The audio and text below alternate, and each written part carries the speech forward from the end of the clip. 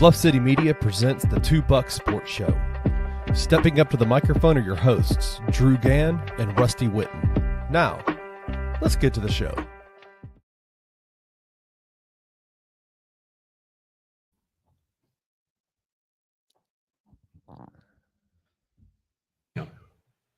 What's up, everybody? There it is. I come back muted. The video was trying to play in my headphones again. It's a wild day, not just for the NBA, but also here on the Two Buck Sports Show. Wayno, thanks for being here. We got coffee going. Maggie, thanks for hopping in the comments. We got a big day today. Lots of Grizz talk, lots of caffeine, and hopefully some big trades to talk about. I'm going to welcome in my co-host, as always, Uncle Buck. Uncle Buck's got the Twitter feed pulled up, ready to go in case we get some breaking news. How's it going, man? You excited for the deadline? Man, this is all I've wanted to talk about for like a week. I'm so glad that the day's finally here. You know, the Grizzlies definitely have all of the proper tools to do something today. We'll just see if it happens. We know that they're shrewd with their money and their players, and so it's going to have to be the right deal. And just can't wait to see it unfold live here in person, on camera, with everybody who loves us. And I'll just go ahead and just state the obvious. If you're not here, you don't love us. Looking at you, wife. Shout out to Maggie. Thanks for being here. She hops in on a special episode today. We've had a lot of happenings over the last 24 hours, but it's been crickets as far as the Memphis Grizzlies go, which may be a good thing, may not be a good thing. I guess we'll find out. But Drew, normally we do our real versus counterfeit segment here where we talk about things that bug us or that sort of thing. But today is an important day. It's NBA Christmas, and so we're going to dive right into it. Yeah.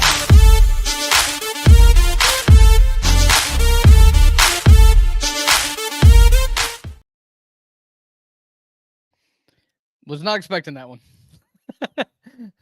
On you. The Memphis Grizzlies, again, have been very quiet, saying, what's up, buddy? Thanks for hopping in the comments.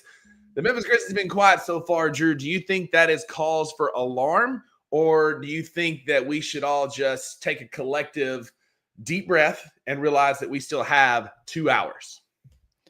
Yeah, I think a little bit of both. I would say that the Kevin Durant, if you were wanting a big deal, the only big deal in my point of view as far as huge momentum shifting NBA Finals odds shifting move would have been Kevin Durant. And with Jimmy Butler going to Golden State last night and Phoenix just bowing out of the picture altogether, I would say that that's the only move that I would expect like major momentum shift for.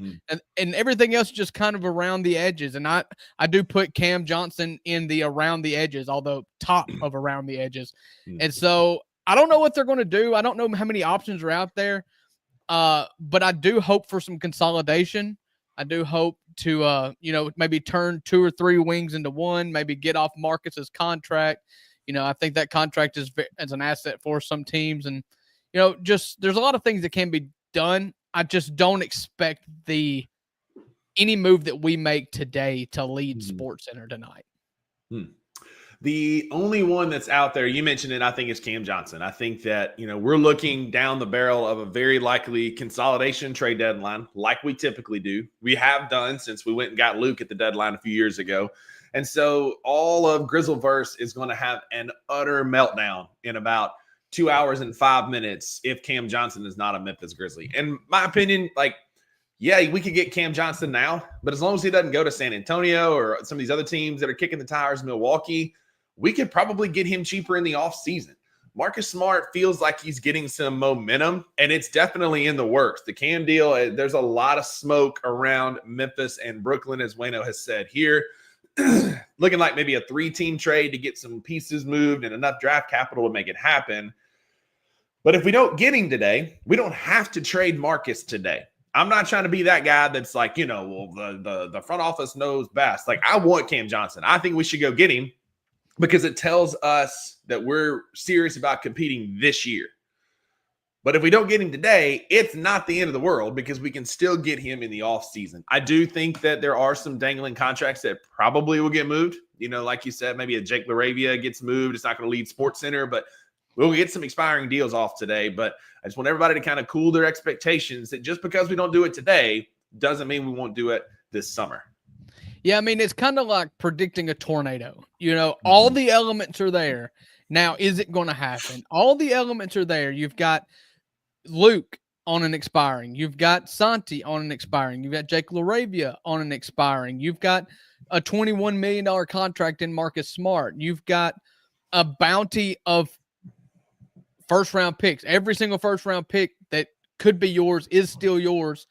And second-round picks. I mean, you've got everything you need, but you've seen time and time again, I feel like we've approached the trade deadline the last couple of years with a ton of optimism, with the hope that you make that move. But the front office is not going to go all in. They're not going to push their chips in. I believe they would have for certain players. Obviously, they were said that they would have given up 4 first-round picks for Mikal Bridges. He went for 5. They weren't going to go to 5. That was their number. They were, they've been in the market for Kevin Durant. They've kicked the tires. Kevin Durant, it just wasn't going to happen. And I think especially with what you've seen out of G.G. Jackson in the last 3 games since Ja's been back, like, anything other than Kevin Durant, I'm not moving him. And I think that may be a sticking point with a lot of teams. And they've shown the willingness to say, nah, we're good. And I do appreciate that, because you know who should have said, nah, we're good? Dallas. Yeah. It could go the wrong way. And you've got a lot of stuff there. And if too many good players is the problem, then that's a good problem to have. And so we did see a tweet you sent to me. We don't have it loaded up. But Mark Stein did say that this is going to be an active trade deadline with the framework for 10+ deals just sitting on the table waiting for both teams to give the go-ahead. And so everybody's still shopping. They're going to shop until 2 o'clock, and deals will keep coming in until 10 after 2 a lot of times, just because it takes that long if you're in the queue if you're on hold at 2 o'clock, your deal is good. Yep. You just got to be phoning it in. Yep. It's coming.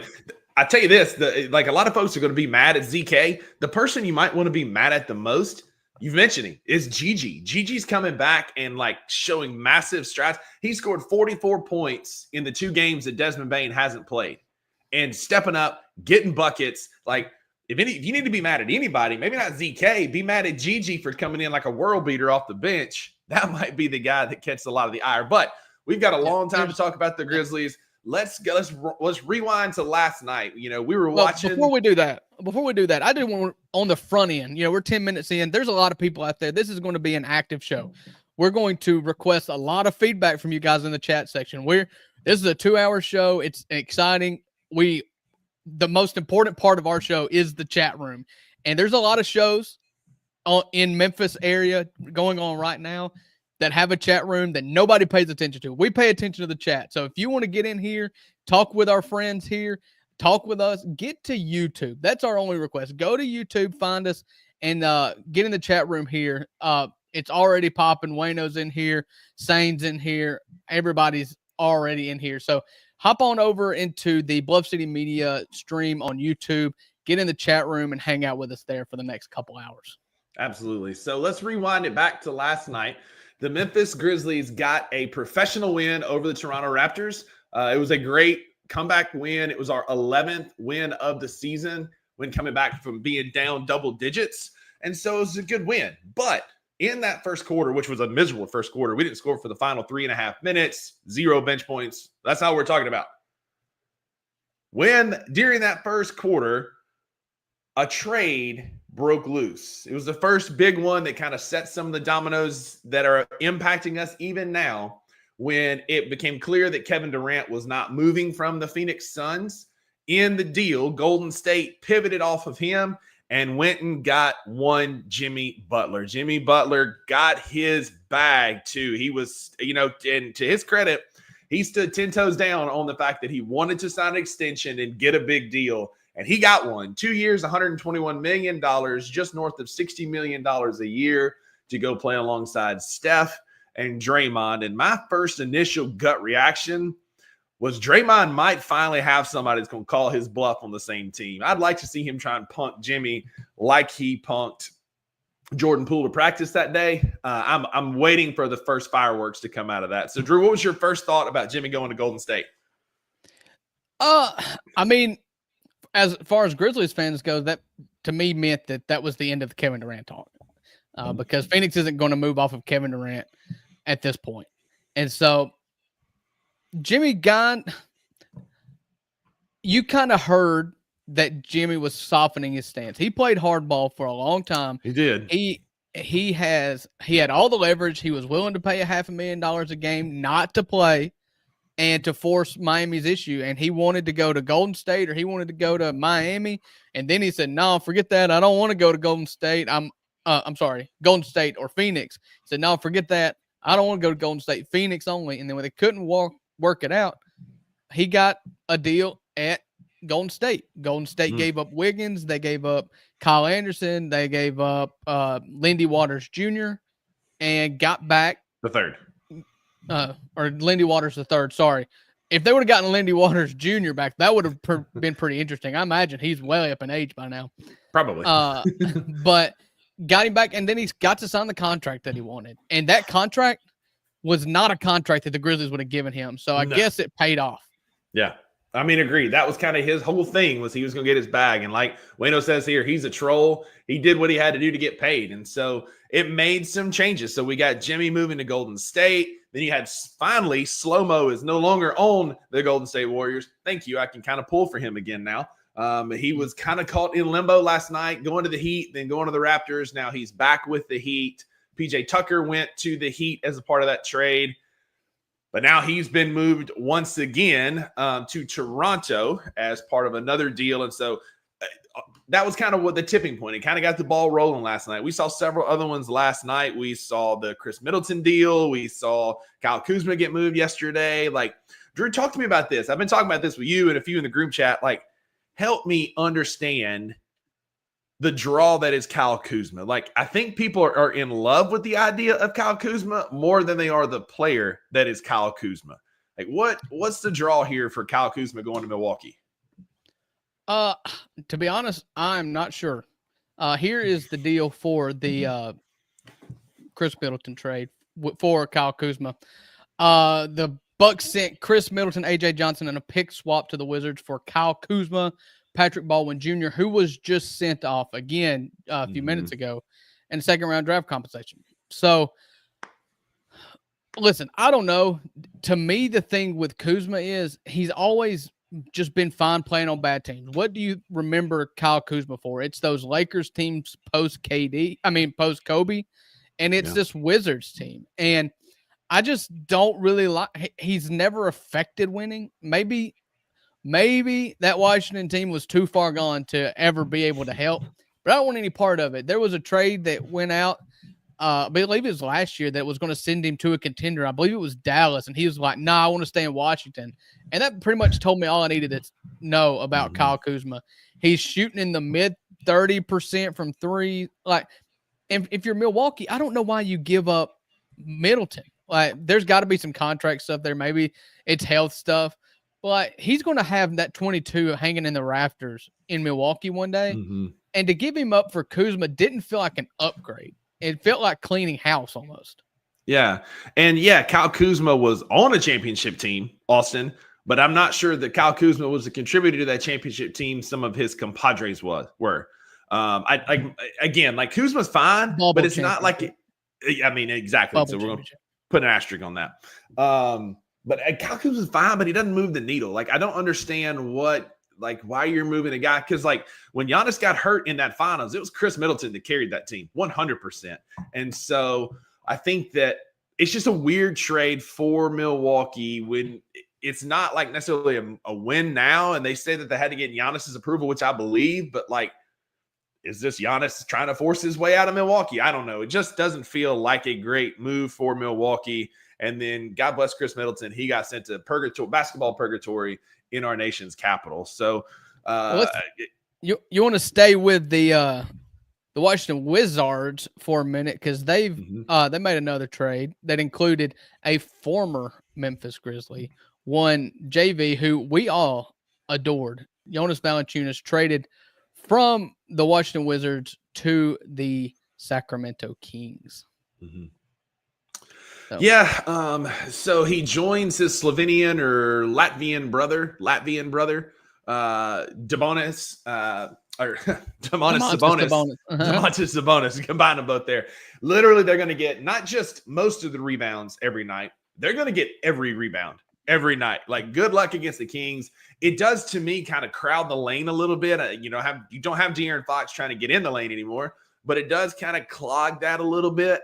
And then, all these folks talking about Jonas's defense. We watched him play in Memphis. I like JB's time in Memphis, but that dude can't defend anybody. And so, I mean, I understand you kind of beef up the post game there. That's going to be a formidable front court.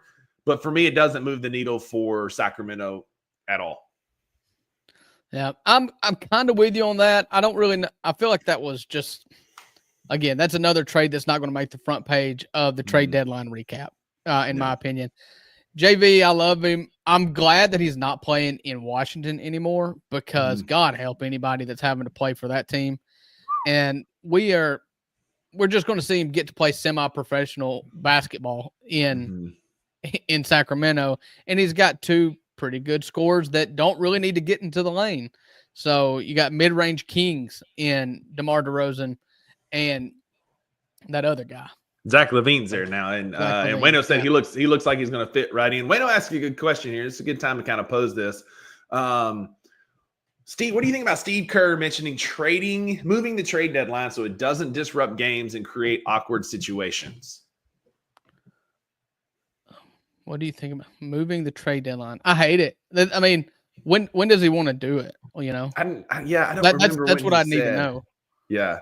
Wayno or somebody let us know. I don't know that it needs to be moved. It's in a good spot because it gives teams the time to kind of get some run and see what they have and figure out what they might need. So it's right before the All-Star break.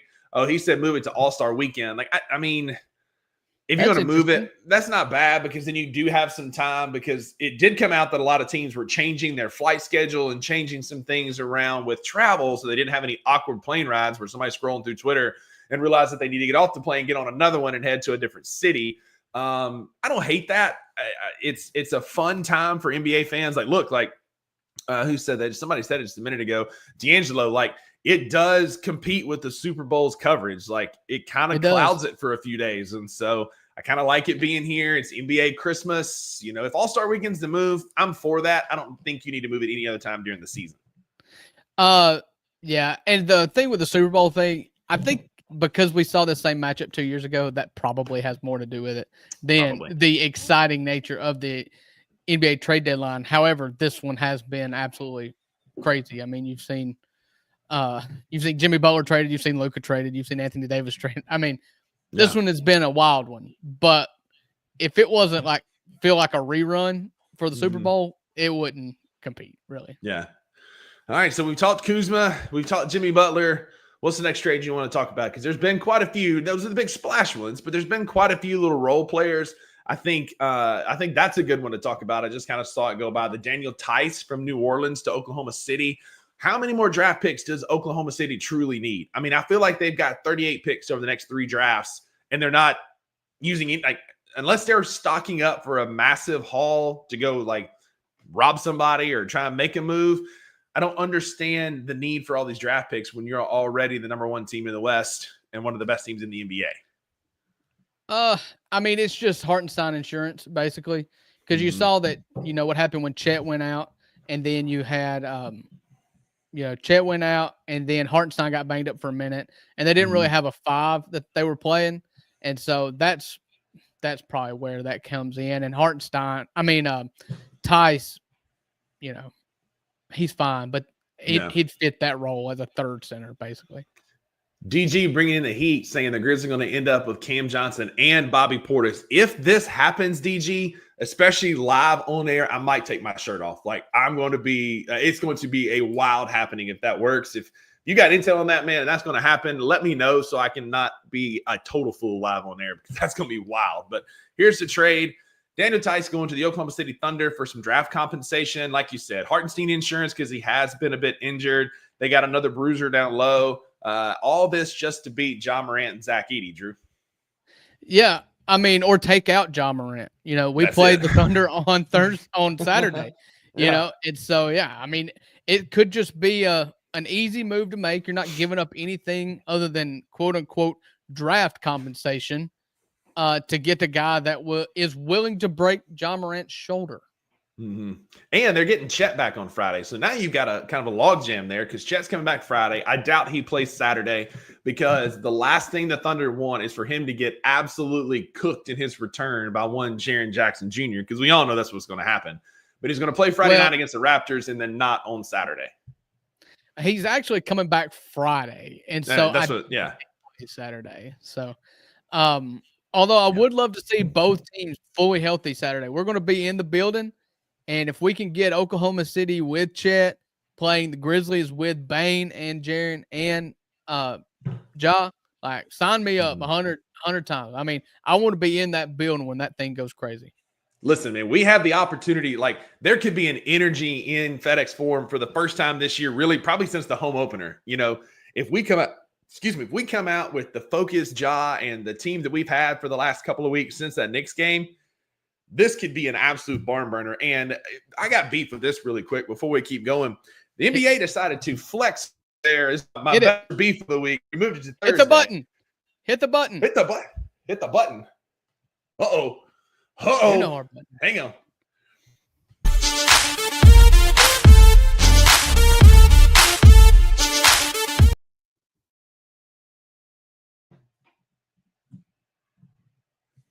What happened? I'm trying to find it. Just give me a minute. All right, here we go. This is why we can't have nice things. We have a trade from Shams, and it includes a player that has already been traded. Come on. The Phoenix Suns are trading Yusuf Nurkic and a first-round pick to Charlotte for the twin Cody Martin. Say that name. Micic. I ain't going with the first one. And a second-round pick. We are I guess the big thing here is Nurkic. I'm not sure who's going to play center for Phoenix at the moment. But they're getting rid of Yusuf Nurkic and getting back Cody Martin, Vasily Micic, and a second-round pick. Does that do anything for you, Buckets? I mean, it's been one that's been in the works for a while. The Suns have actively been trying to come off that fat contract they gave Nurkic ever since he kind of had a falling out a few weeks ago. He came out in the media, said he wanted to be traded. That relationship soured quickly. And so, no, I mean, like you said, other than the fact that the Suns now don't have a center, I think that helps us, gives us a little bit of advantage down low. But not really. It's not going to be anything that changes the direction for either team. Nah, I'm kind of with that as well. Yeah, the Suns do have Nick Richards. I forgot they already got him earlier this year from Charlotte. So this is a double dip with Charlotte, I guess. Oh, well. I forgot that they got him earlier this year.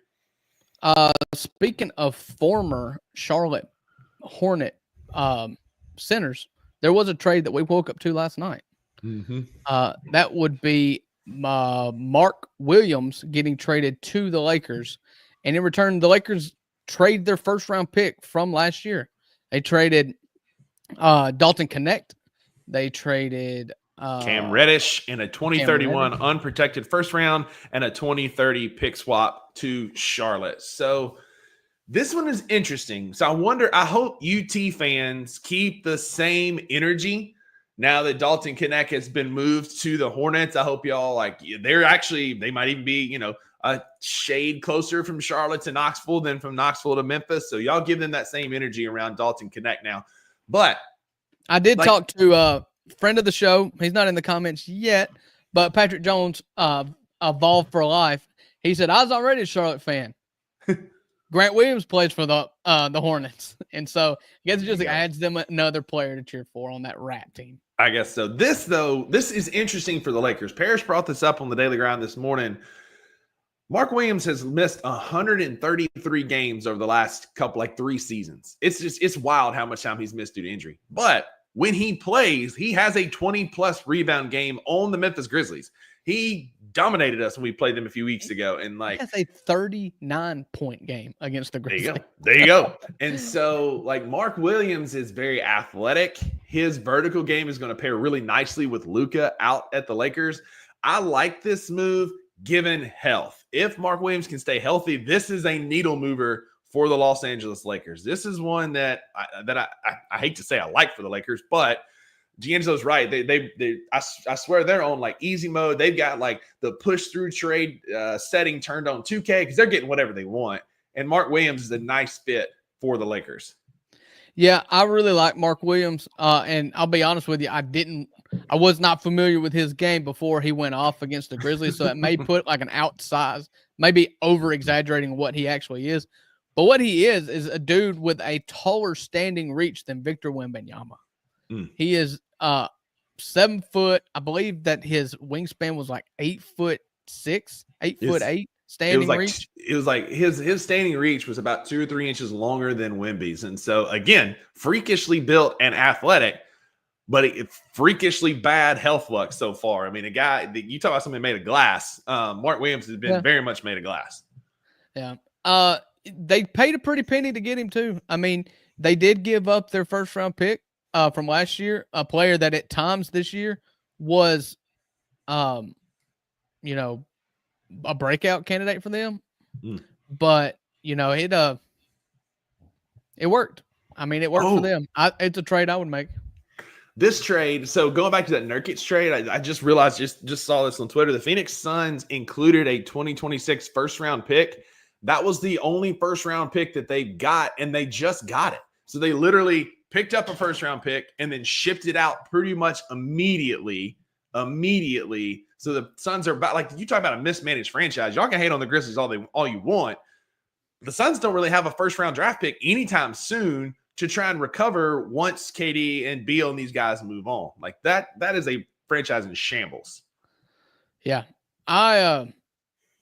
They made a trade for 2 first round picks, I thought, for a future first, right? Or is that's the one? So they got 2 futures, and that's one of them that they traded. Okay. Yikes. Yeah. Still. Listen, if there's a definition of a team that is win now, it is Phoenix. I mean, they don't have a choice. They've got Beal with nowhere to go with him. They've got Kevin Durant at 35, 36 years old. Mm-hmm. They've got to do whatever they can. And so you've got to think that something's got to be in the works because,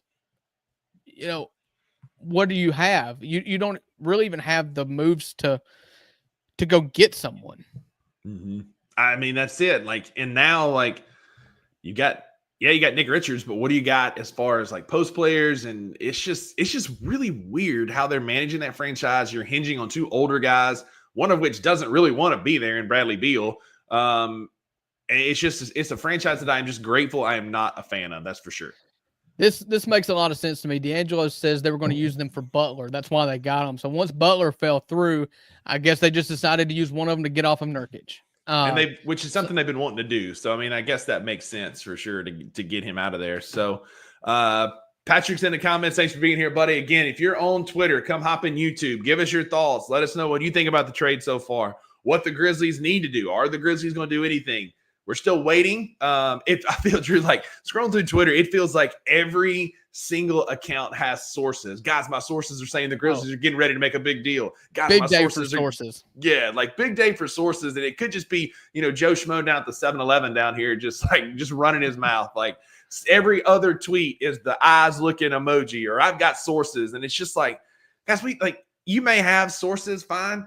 But I highly doubt all of y'all have sources out there on Twitter talking about trades the Grizzlies are in on. We all know what the white whale is and where we've been, linked to, like, but nothing today sources is kind of like weatherman, sources on trade deadline day is kind of like weatherman. Like, we're going to call it, it's going to rain today, but in actuality, that could change at any minute in the South. Like, it may not, it may be sunshining all day. We don't really know, but as of right now, it looks like something's going to happen.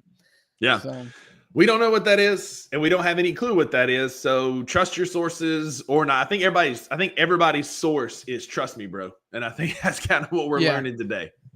Well, and there's lots of chatter going on. And so if you are a guy that's covering a team, then you are hearing lots of stuff, I'm sure. Like, oh, they're talking to these people. They're talking about these people. We've already said earlier on this show, Mark Stein tweeted out there's 10 plus frameworks of deals that are just sitting out there right now while they're kind of shopping. You can always go back to that if whatever you're hoping happens first doesn't happen. So I believe, it is 12:32 Central Standard Time, God's time here. And we've got an hour and 28 minutes until you got to make your call to call in your trade. So we're going to hang loose. We're going to keep talking. That's kind of it for the trades. I think that, I saw Jaden Springer got traded. If you've got any thoughts about that, feel free. But if not, we can talk about the Grizzlies a little bit. Jericho Sims got moved. I do want to go all the way back to the first trade that kind of sparked everything, because we got our first real look at De'Aaron Fox and Victor Wembanyama last night, and they had a night. That's going to be a problem. That pick and roll lob game between those two is going to be a problem. Drew, looking at all the trades that have happened so far, I'm not sure that there's a better fit than De'Aaron Fox to the Spurs in any of the other trades that we've seen. LaVine going to Sacramento is going to be fine. He's going to fit in well alongside DeRozan. The Kings kind of won that too, because they get LaVine and 3 first-round picks. But, hey, Austin Moore in the comments saying his sources say the Grizzlies aren't doing anything. So we've got officially a sources here in our comments. Thanks for hopping in, Austin. I appreciate you. But Austin's our source, and our source's source says they ain't doing nothing. Nothing. So y'all got to hang out with us anyway. But thoughts on that Fox and Wemby connection last night, because, brother, they had a night last night. Yeah, so they both had 24 points apiece. Wemby had 24 and 13. De'Aaron Fox had 24 and 13 assists, and Wemby had 24 and 12 rebounds. And, it's poetry. It works. And I don't necessarily buy them being a threat to the top half of the Western Conference this season. But my goodness, do you have the framework for a run, a multi-year run? Because Wemby in his second year, if you're a first-round pick, I believe you get a 4-year contract. So you've got this year and next year before an extension can even be talked about. And so it is – and he also hasn't made an All-NBA team yet, although he will. He will before that extension comes up. So 100%. I hate to think that Golden State Warriors the San Antonio Spurs have another amazing 10 years in front of them, like what we had to endure back in the 2000s. But I'm kind of here for it. We've beat them 17 out of the last 18 times we've played them. That's a fun rivalry, because it's not like Golden State we hate. There's things about the Warriors we hate, but the Spurs is just a good basketball rivalry, and it's fun when they're good and we're good. We've had some battles over the years, except for the Western Conference Finals, where they just belt to ass, sent us home. But we play well against San Antonio, and I like them being one of our big rivals. Grizz Girl, thanks for hopping in the comments. We've got talk about Vucevic from Chicago. Vucci Mane is still in Chicago. Chicago's been kind of relatively quiet after moving Zach LaVine. The two things that have really come out is they are fielding calls for Colby White, which I do. I like his game. He's a good little player. And then they re-signed Lonzo Ball on a $20 million contract. That one kind of hurt. We've got Ian. Ian, thanks for being here, buddy. He thinks that Vuk is going to be traded in the offseason.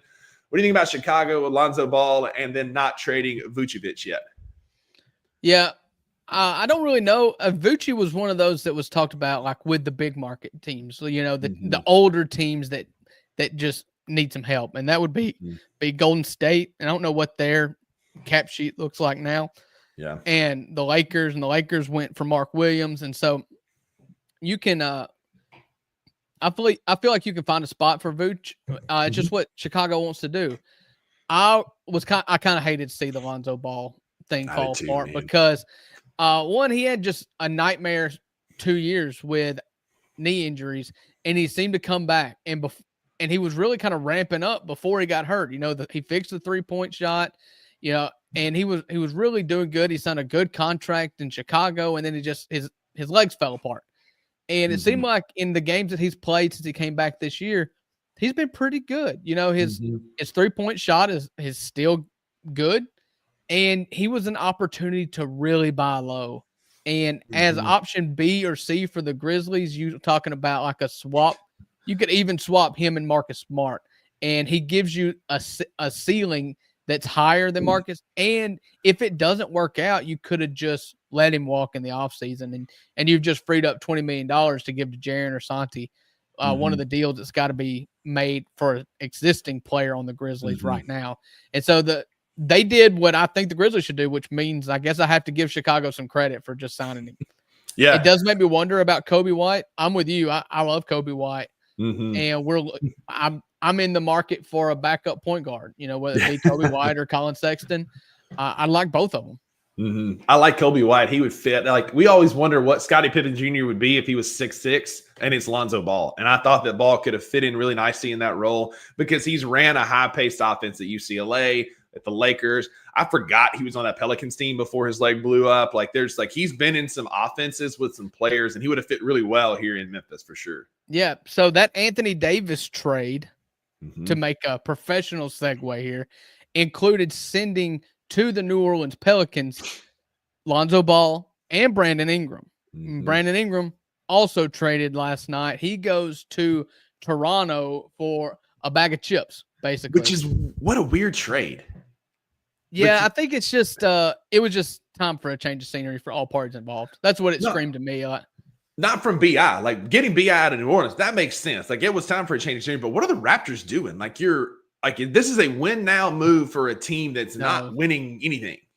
It's not a win now move. He falls off the books, I'm sure. Like, I don't know what his contract move is, but Toronto signing Brandon Ingram to me is not a win now move, or you would have seen him be traded by now. The Grizzlies were linked to Brandon Ingram, and every team that you feel like needs a good scorer to make a run, none of them wanted Brandon Ingram.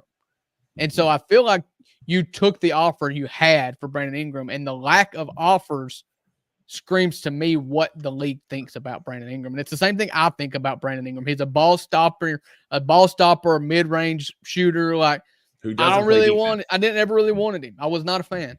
Same. I didn't want him on this team, but we'll continue in that professional segue. You mentioned Anthony Davis. Mark Stein reported about 5 minutes ago, that the expectation is that he will make his Mavericks debut Saturday at home against Houston, not tonight against Boston. So AD will play this weekend. But speaking of today, Drew, one of the funniest things that has happened in this trade deadline was the Mavericks trying to backpedal and cover their tracks, saying, oh, Luke is a bad teammate. Oh, he's fat. Oh, he's this. Well, they had the photo shoot with Luka, I guess yesterday afternoon or this morning, and the photos came out. That brother ain't fat. Might have a little chubby face, but he looks the exact same as he did in Dallas. Either he did a crash diet to look good for these photos, or Dallas was just trying to save face in the fact that they just made one of the most boneheaded trades in the history of professional sports. Yeah, it was that. They started scrambling and they wanted to win the PR game, and they should have just kept their mouth shut, or they should have fixed their messaging. If they would have just said, like, listen, Luka doesn't buy into the lifestyle that we want him to live. He doesn't want, you could rip off Miami. If it was really about weight, you could be like, listen, we expect our players to be able to stay healthy through the year, and staying healthy through the year requires you to work on your body, and he doesn't do it in a manner that we like, and therefore, in our opinion, it negatively affects his hamstrings. He's constantly getting having thigh, lower leg, muscular issues, tweaks, and because of that, we don't trust him to give him $350 million next year. So we're going to get what we can, and Anthony Davis is a player that we loved. We think he works perfectly with Kyrie Irving. He gives us the best chance to win over the next 3 years, and just left it at that. You didn't have to go with like, oh, the fluctuation of weight. You didn't have to say, hey, on multiple occasions, oh, hit the music. Going for it. I was trying to catch it.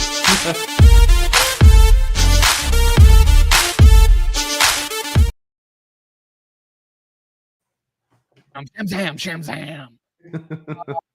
The Atlanta Hawks are trading forward DeAndre Hunter to the Cleveland Cavaliers for Karis LeVert, 3 second-round picks, and 2 pick swaps. Sources tell ESPN. per Shams Charania. And Yang is coming over from Cleveland to the Hawks. This is a good get for a very good Cleveland team already that's going to now bolster their shooting. DeAndre Hunter is a sniper. And Wayne, I was saying, and Wayne said, damn, I wanted Hunter. Same. I wanted Hunter on this team. Like, he would have been beautiful in Beale Street Blue. But that's Matt. Like, the Cavaliers were great and elite and all the things, and this just makes them better. Like, Hunter is an absolute sniper. Yeah, he doesn't play great defense, and he's been a bit brittle, but he's having a career year shooting the ball, and this is like, whoo. Cleveland just made an announcement to the Eastern Conference that it runs through Cleveland, Ohio this year. What a good pickup for Cleveland. Yeah, so DeAndre Hunter's averaging 19 points a game, 4 rebounds, 1.5 assists, a steal per game. He's shooting 39.3% from 3, 46% from the field, and 39% from 3 on almost 7 attempts per game. And so it's a really good trade. I've always loved DeAndre Hunter. He's an active kind of guy, and that's the kind of guys I love. And for Cleveland to only give up, what is his name? I just went blank. Karis LeVert, George Niang, and second-round picks. That's a pretty sweet deal for me if I'm Cleveland, because I don't think they're going to miss any of those guys. No. And DeAndre Hunter with that Cleveland offense, my God, man. Now you got Spida, you got Darius Garland, you got DeAndre Hunter as your backcourt, and then you've got Jared Allen in the front court. Like, this team, Evan Mobley, this team is nasty. Cleveland is built for a championship run. Well, you know what else it helps Cleveland with? It helps them with their ratio. Yeah. If you know what I'm talking about. They got too many white dudes playing. They got Ty Jerome, Sam Merrill, Dean Wade, Max Strus. Like, I'm surprised they didn't include some of them, just to get your ratio back. But DeAndre Hunter is definitely going to cut into some minutes of guys like Ty Jerome. Even though Ty Jerome, you're talking about sharp shooters. Yeah, it literally just broke. Anthony Davis, abdominal, unlikely to play Thursday. He got to Dallas. He ate at 5 guys, ate too good, and now he got the bellyache. He won't play till Saturday. Yeah. So, Stumblefield is in the comments asking who's the starting 3 in Cleveland now. I mean, I think it's got to be DeAndre Hunter, right? It's going to be him now. I'm trying to see who it was. I'd have to go look. Because you're looking at Spida, you're looking at Garland, Mobley, Allen, and DeAndre Hunter is been Max starting 5. I guess it'd have to be. Yeah, I guess it's going to be Cleveland. It's going to be DeAndre Hunter. It's going to be DeAndre Hunter. Yeah. That's who it is going forward. Like, point blank, period. No argument there. Okoro, maybe Isaac Okoro's been playing some. Now. That's a stacked starting 5. Again, for those of you just tuning in, Cleveland starting 5 is now Donovan Mitchell, Darius Garland, DeAndre Hunter, Evan Mobley, and Jared Allen. They put the Eastern Conference on freaking notice, man. Good Lord, what a pickup. And I love seeing teams at the top half of the conference making moves, to get better. It's so easy for Cleveland to be at, let's see, they're first in the Eastern Conference by 5 games over Boston. And they just made a move to go get a really solid 3-and-D wing that's a good defender and replace, Karis LeVert with him. And that's an obvious upgrade. And so I like seeing that. And I hate seeing people shipped to the Lakers. So everybody, can we just quit trading folks to the Lakers? Yeah, no mas. But yeah, D'Angelo called it that's going to be their starting 3 a little bit ago. And this is a good move for Cleveland. They gave up some stuff, but nothing, like you said, Drew, that's going to hurt them. They only got better in this. DeAndre Hunter takes that team to another level. And you're right. It's fun to see that the teams at the top look at their team and go, you know what, we're good, but we could be better. This makes Cleveland better. They're 5 games ahead of Boston. Now this is a move to go and beat Boston, right? Because they kind of fell short in the playoffs last year. They ran out of gas, and this is a move to help them go deeper and be a threat to the Eastern Conference. I love DeAndre Hunter's fit on this team. This might be, until the Grizzlies make a trade, this might be my favorite trade so far, mostly because it does not directly impact the Grizzlies until an NBA Finals. Yeah, but you know what? It's never an Eastern Conference player. It's never a Western Conference player going east. It is only an Eastern Conference player going to the West or a Western Conference player staying in the West. I'm so sick of all these players like ducking the bad conference. Like, I understand. Like, I love your tenacity. I love that you want to compete in the best conference, which has very little to do with it. But just to play my game here, I wish you guys would just decide as a unit that we need to go make both halves of this league competitive from top to bottom. I don't need the 13 seed in the West having a winning record while the 6th seed in the East is 500. That's unfair. No bueno. The only thing I think that could fix that is adding 2 Western Conference expansion teams and moving the Memphis Grizzlies to the Eastern Conference. Then we wouldn't like that. But we wouldn't have. But I like it because we wouldn't have any more 9:30 tips, and my old behind can have to stay up late. That's fair. I understand that completely.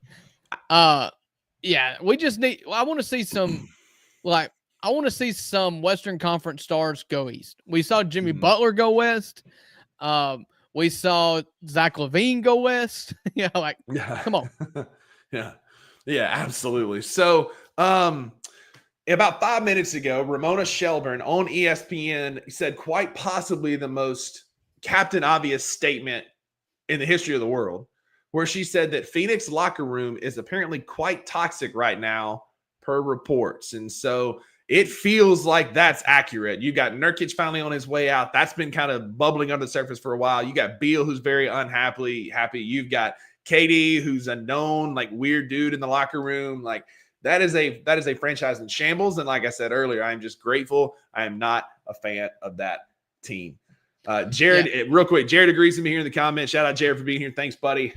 Give Vegas and Seattle a team and move us east. It makes the most sense. Geographically, we're right there. I know there's New Orleans and many. Us and Minnesota are the ones that have the closest Eastern Conference rivalries already built in. We've got Atlanta, we've got Orlando, we've got Charlotte that are fairly close. Again, they're not rivals, but division teams. And then you got Minnesota that's close to Milwaukee and Detroit that they could then move over into the East. But I'm with Jared. Move us east. All right, so we haven't talked about this yet. This is Sean Wright. He is he's a NBA insider. That's what it says in his bio. So, I guess you can take it with a grain of salt. He says about a few things. All right, well, you better hope he's not this time. Talks between the Grizzlies and Nets have slowed down since yesterday. Brooklyn's asking price is said to be steep, asking for a valuable young rotation piece and draft compensation in the deal. We're implying for Cam Johnson. As always, this type of deal will be revisited many times before the deadline. He also went on to say the Grizzlies still remain aggressive looking for deals involving Marcus Smart. No deals are imminent at this time as they continue to pursue Cam Johnson and weigh alternative options to bring back expiring deals. That tells this me is kind of what we said to lead the show off. Zach Kleiman has often showed us to be very shrewd when it comes to making a deal. He's got an asking price, or he's got a price he's willing to pay, and he's not going to go over it. He didn't do it with Mikal. He didn't do it with KD. He's just not going to do it. And so we knew that this was a possibility, that it's possible that the Grizzlies don't view Cam Johnson as a must-have, and they must not view him as a piece that makes you NBA championship contenders any more than you currently are. So they're willing to sit back and roll with the depth that we've got and just see what happens and let the chips fall where they may. That's it. Again, we told y'all at the jump, like Drew said, don't expect a splashy move. That sounds like we're going to look to dump Marcus's salary, and that's about it. But if we can get the right, I just hope, Drew, that it's not I like Santi. Santi's been good for us. He's also been fairly inconsistent. I just hope that we're not sitting here going, no, we're not going to give you Santi, because Cam Johnson would make Santi redundant, and I hope that's not the sticking point. Smart, Santi, and a pick should get Cam Johnson. I can tell you where the sticking point is. They're wanting one of Vince Williams Jr. or G.G. Jackson. Are you willing to part with either of them? Are either of them going to satisfy either your short-term goals or your long-term goals more than Cam Johnson. And to me, I would think about Vince Williams, and I'm hanging up the phone for G.G. Jackson. Yeah, and especially when knowing that right now his price is as high as it's going to be. This summer, you could probably very easily get him for Marcus Smart, and a pick. Like, it could very easily be something different this summer once the season's over. Like, again, it's not worth Gigi or Vince, in my opinion. I think that we just need to move on if that's the case. Speaking of moving on, the Pelicans just announced via Mark Spears, the Pelicans are expected to keep Zion Williamson and CJ McCollum. They're no longer shopping either one of those cats. It looks like they're stuck in Phoenix with new additions, Bruce Brown and Kelly Olynyk last night in the BI trade. So, I mean, I'm not super surprised about that. Look, saying nobody's accused us of being smart fellas. So, like, we're here. We're slugging along. Hang with us. It's going to be a 2-hour show. Lots of things popping up. I'm expecting, we're coming in. We got an hour and 8 minutes until the actual deadline. And if there's still those 10-plus deals hanging out, it's going to be a goofy next hour. So hang with us for being here. Saying thanks for checking in on us. We're doing moderately well. The only way we will end up regretting this is if nothing happens at all. So, that's it. But hey, it's Super Bowl Sunday. You get up, you prepare, you're ready for the long haul, you're ready for a 3-hour game, and sometimes it turns out to be a blowout. And if that's the case, you lose interest in it, then you at least, get some commercials and some good food. What you're getting, if nothing else happens, you just get 2 hours of me and Rusty, which is, I don't know why you would torture yourself that way, honestly. I tried to make a case for ourselves. I don't have one. There's not one. I'm still confused as to why, like, just over a year ago, Mark, Kenny, and the gang of Bluff City listened to our little redneck podcast and was like, you know what? These are the clowns that we need on our network. So this is a Twitter show. It's a comment. If anybody's got any questions, we're kind of in a lull right now. If you got any questions, hop in the chat. Let us know about it. We'll talk about it until something happens. Until then, I'm just going to refresh Twitter a couple times a minute and see what's happening. For instance, the Denver Nuggets are a team to watch for Chris Boucher. Raise your hand if you've heard of Chris Boucher. Heard of Bobby Boucher. Bobby Boucher. Alligator got so many teeth but no toothbrush. So hop in here, talk to us. Rusty may go get him a drink here in a minute. We'll see what happens. Yeah, that's it. I'm old. I may have to step out for a minute and let Drew sing you some lullabies. I'm sure his little, what's that thing? The little mandolin's within arm's reach, and he can sing you a song about the trade deadline. But hey, let's talk about the Grizzlies for a little bit. We've been talking about all these trades. We are in a lull. Drew, we saw a lot of good things from the Memphis Grizzlies last night. The Grizzlies are currently 10-1 in their last 11 games. The one loss being an absolute boat race by the New York Knicks that has kind of served as a spark for this team. I think we might be and I'm guilty of this. I'm a fan, which is short for fanatic, so I'm guilty of this. But the Grizzlies might be the most often criticized winning basketball team in the NBA. I'm sure there are fan bases that are doing the same, parts of the fan base in Boston and Cleveland and Oklahoma City. They're doing the same. The Grizzlies have not been getting a lot of credit. Now, I will put out the caveat, and before y'all hop in the comments, that a lot of those wins were against like less than teams. But since that Knicks game, we did beat the Houston Rockets, who have had our number this year. Drew, last night was kind of it wasn't a measuring stick game. That's Saturday. Toronto's not good. But we got down double digits and found a way to come back and win. Do you think we're finally turning that corner? Do you think the criticism is still justified? Like, what's your take on the Grizzlies on their 10-1 winning streak? I think they've looked really good. You've seen 3 straight 30-point games from Jaren Jackson Jr. You've seen, I think, 3 straight for John Morant having over 20. Desmond Bane has been out, so you want to see him come back and be productive. But anytime that the Grizzlies are winning games and their big 3 is playing well, then I like our chances against anybody. It's just as simple as that. And if they continue to play well, I'm going to choose to believe that the problems early in the season was because of just lack of continuity. Last week we had Brevin Knight on our show. Brevin Knight, NBA veteran, 12-year NBA veteran, and Grizzlies color commentator, Brevin Knight, on the show. And he said the only thing he would change out about the offense and about, just kind of the stink that the Grizzlies were in was just continuity. Continuing to be able to play together would do more than any sort of tweak to the offense or scrapping of this communist offense. And so what I'm seeing here with my eyes, at least, is that continuity starting to form, at least between Ja and Jaren.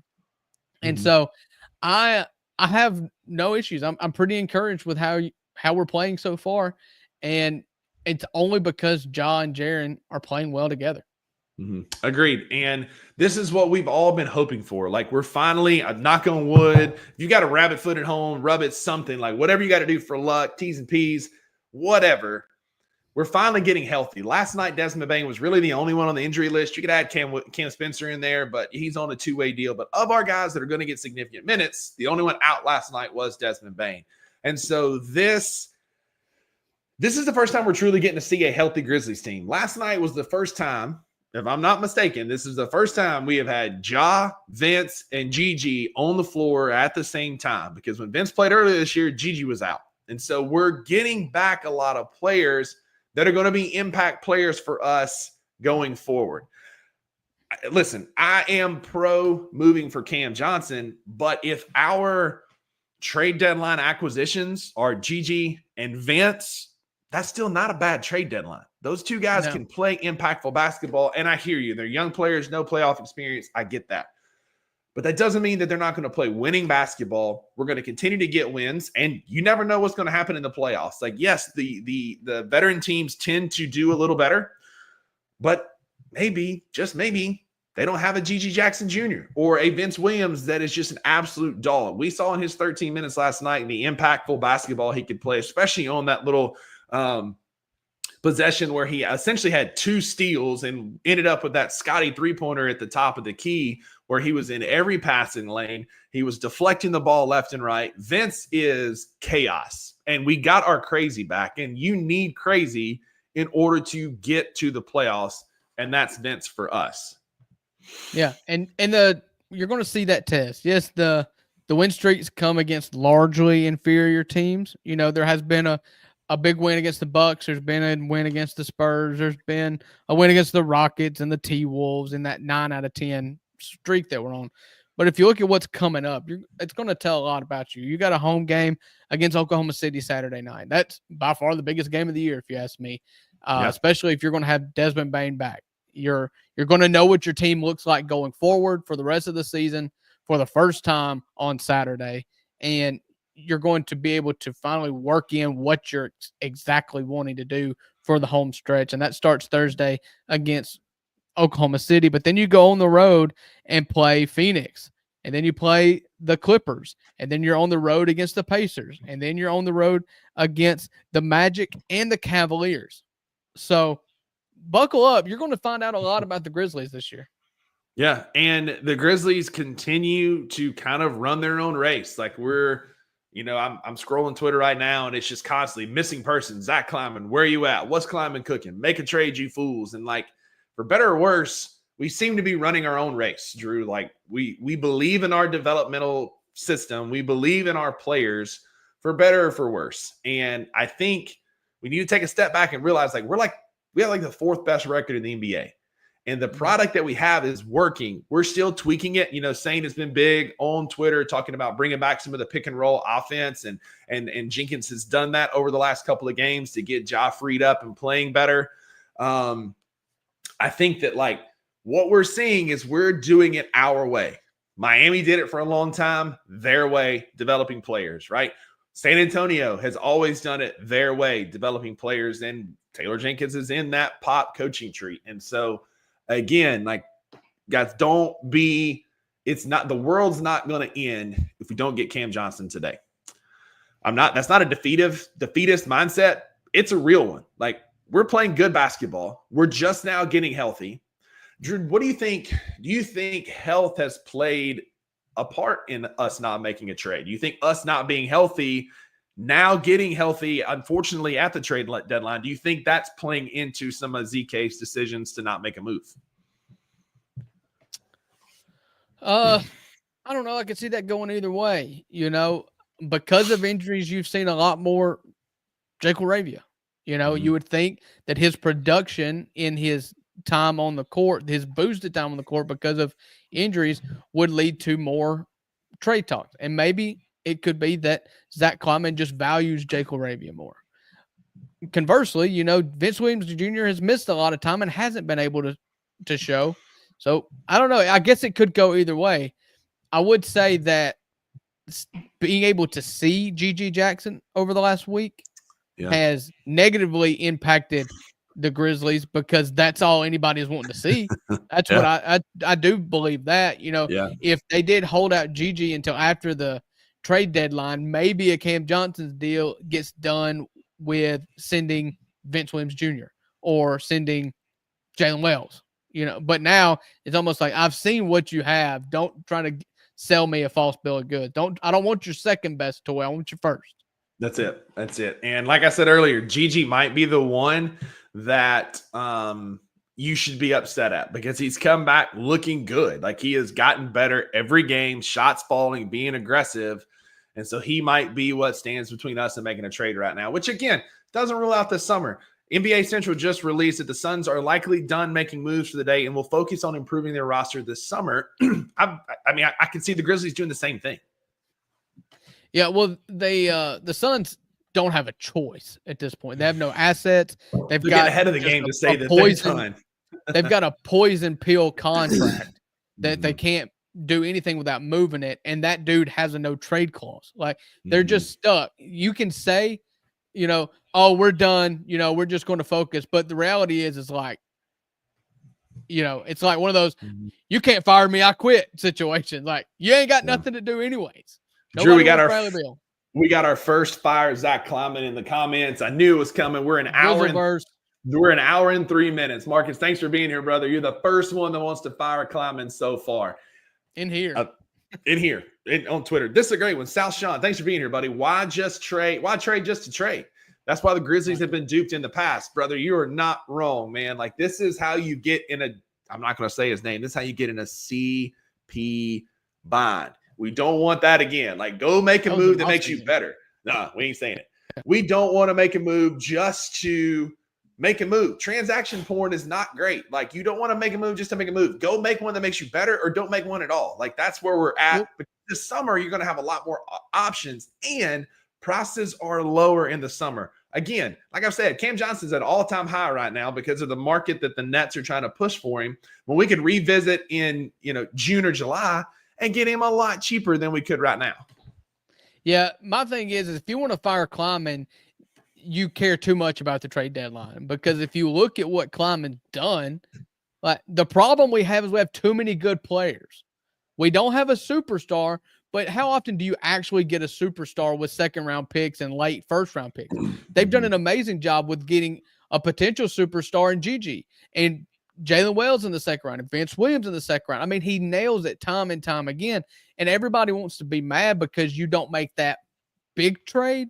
Yeah. Well, that's just, you feel like you're just missing out on the party at that point. You're mad at him because you feel like you're not participating in the party that the rest of the NBA is participating in. Like, I praise a GM. What does Garth Brooks once say? The great American poet Garth Brooks said, I thank God for unanswered prayers. Sometimes you've got to give credit to Kleiman for not making a trade that's stupid. And you'll never hear about those. No. You will never hear about the trades that he say no to because somebody's trying to pull the wool over his eyes or somebody's asking for too much. Some of you people just want to trade just for the trade without thinking about what the other team's going to. You just don't want to sit here for 2 hours on a Thursday at lunchtime and not be entertained by your team. And if that's your point of view, then I'm not going to listen to it. No, and Giangelo makes a phenomenal point. It's been coming out of that Jaren draft. The only two players that are still on their team in the top 10 picks are Jaren in Memphis and Trae Young in Atlanta. So you look at our starting lineup. We are second in the West, and we have right now, Jalen, Desmond, Jaren, and Edie are our typical starters. Now, Luke is starting in place of Desmond, and we did trade for Luke. But our consistent starters are ones that are homegrown, and we are second in the West. You can want to fire this front office all you want, but there's a team in New Orleans I want to tell you about to go be a fan of, man, because this team is good. This team is homegrown. And, Marcus, I see you saying, I don't know that Oklahoma City has shown me nothing in the playoffs that tells me we can't beat Oklahoma City in the playoffs. This Dallas team doesn't scare me because the likelihood is AD is going to be hurt and not playing in the playoffs. Houston maybe makes me a little bit nervous, but I would put this Grizzlies team up against most teams in the Western Conference right now, given health, because we've not been healthy. We truly don't know what we have. And until we've seen this product healthy, I don't know that you can say that we're not going to beat some of these teams. Yeah, I'm 100% with you here. And I will say this, a lot of times it goes the other way with Grizzlies fans too. You're reluctant to give up on your guys, to give away your guys. You hate to see the guys that you drafted in Memphis more than probably any other market, but I think this is a small market thing in particular, is that they fall in love with the players. Mm-hmm. Lakers teams don't ever fall in love with players. They're always just the players they drafted are just pawns in getting their next superstar. In Memphis, we love our players, with the exception of most of you guys hate Jake Laravia, which is very unfair. But we love our players and we want to take care of our own, and we value them more than probably market value because they're ours. So you are wrong to go the other way as well. And if you have a criticism of Zach Kleiman and you say instead of him not making a move is that he's not making a move because he overvalues our guys that we drafted, then I can hear that. But you're going to have to show me proof of a trade that he's turned down because he overvalues our young players that we drafted. And this whole narrative that the Grizzlies pooped the bed in the playoffs, you see that a lot, right? Because, we haven't made it past the second round. But may I remind you that in all of those playoff series, we have become a mash unit. Ja's knee exploded. Steven Adams got hurt. Dylan got hurt. Desmond Bain got hurt. BC got hurt. It's like you want to go back even further? Mike got his face broke. Mike Conley's face got broke. We have had terrible injury luck in the playoffs. And if that's pooping the bed, then I don't know what to tell you, because we would have beat Golden State. We would have last year, the last time we were in the playoffs, the Lakers got the best of us. But again, we weren't 100%. But that Golden State series, if Jordan Poole doesn't grab Ja's knee and it explode, I think we beat Golden State. And so that's I'm tired of that narrative, man. Injuries is what bitten us, not anything else but injuries. I want our boy Marcus to elaborate on this, because we're football guys, and I would love to see the strings that he ties together to equate the Grizzlies to the Indianapolis Colts, because the Indianapolis Colts, if you don't remember, are pathetic. Here it is. He's saying that the Colts wasted Peyton Manning in his prime, like the Grizzlies will waste. He won a Super Bowl. He won a Super Bowl, and he went to another one. What are you talking about? Yeah, man. What do you want? Man. Undefeated? You want a dynasty? You want did the Colts waste Peyton Manning because Tom Brady was in the same conference? Come on, give me a break. Yeah, man. I don't know about that. I appreciate you being here, Marcus. This is good. This is good stuff, man. But again, we can't help injuries. Injuries is what have kept us out of the playoffs. That's kind of where we're at, man. And so Austin, I hear you. We're starting 2 rookies, and that doesn't typically work well in the NBA playoffs. That's a thing. But might I remind you, this is a point right here. I was just about to make this. So we're not going to start 2 rookies in the playoffs. It will happen. It'll be Vince, or it'll be Gigi, or it'll be Marcus if he's still here, or Marcus if he's still here. We'll find a way. But we were a young team during those playoff runs, and they need to grow. Look at Boston. Imagine they have traded away Brown and Tatum. We were young then, but Brandon Clark has a fair amount of playoff experience. Jaren has playoff experience. Ja has playoff experience. We've got guys. Desmond has been hurt in some of those series, but he has a handful of playoff experience. We have playoff experience. They've been there. They've been bit and got beat. That develops experience, in my opinion, more than going and win.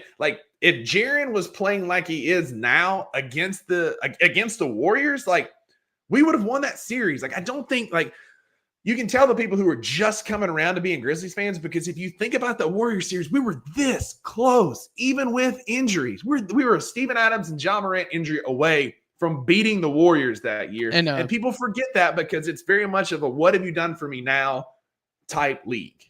Yeah, if Dylan Brooks got injured instead of Steven Adams, we win the series. We win the series.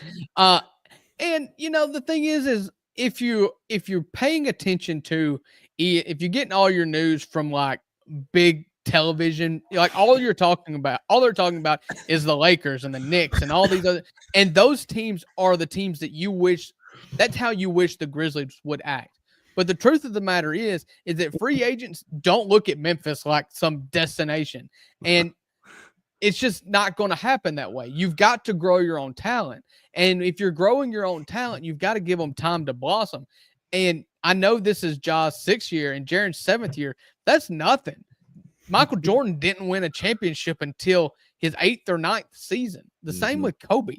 The same with LeBron. Like, you've just got to – I'm not copping out for the management here or the GM staff. I'm not copping out for that because we've got the talent. Now you've just got to hope for health and that you just retain the guys you've got. And if there's a move to be made, then make it. But a move just for the sake of being a move so you could be on ESPN, that's not the MO for this team right now. Also, Marcus, like if you're the only one freaking out like that because the Grizzlies window is closing, brother, you may want to take a look in the mirror because like this window is just like, look at last season, all the injuries we had, man, I'm done. The window is wide open. We've got our Grizz next gen. Like you said, Drew, beautiful point. Like the Grizzlies are just now in years 6 and 7. MJ didn't win them until years 8 and 9. There's like Magic didn't win them until later. Kobe won them. Like it's not an immediate thing. Like we've got to play the long game because the Memphis. I think Magic won it as a rookie. I guess that's true. That's a bad example. But still, like it takes time. And then like it's going to grow. Like we're getting to the point where like we've got our Grizz next gen that are coming into maturity. Then we have our next young core in Gigi, Jalen, and Vince that are right behind him. My brother, this window is wide open, and it just opened for business, sir. If this is a realist point of view, then you've got a pretty half-empty kind of outlook on life. Jaren and Ja are both 25 years old. I bet you're a lot of fun at parties if this is your view of the Memphis Grizzlies. We're not making fun of Marcus anymore. You have the right to be wrong. We allow people that in this chat. Everybody can express that has the ability to be wrong. You're just expressing yours right now. Go Grizz, man. Let's go. But you talk about this, man, like the Memphis Grizzlies are in a prime position, right? We've finally got the monkey off our back with Houston, and we beat Houston. And we still have some of our toughest basketball ahead of us. We've only played Oklahoma City one time, and we played them with like 8 dudes. Like it wasn't like a full strength Oklahoma City.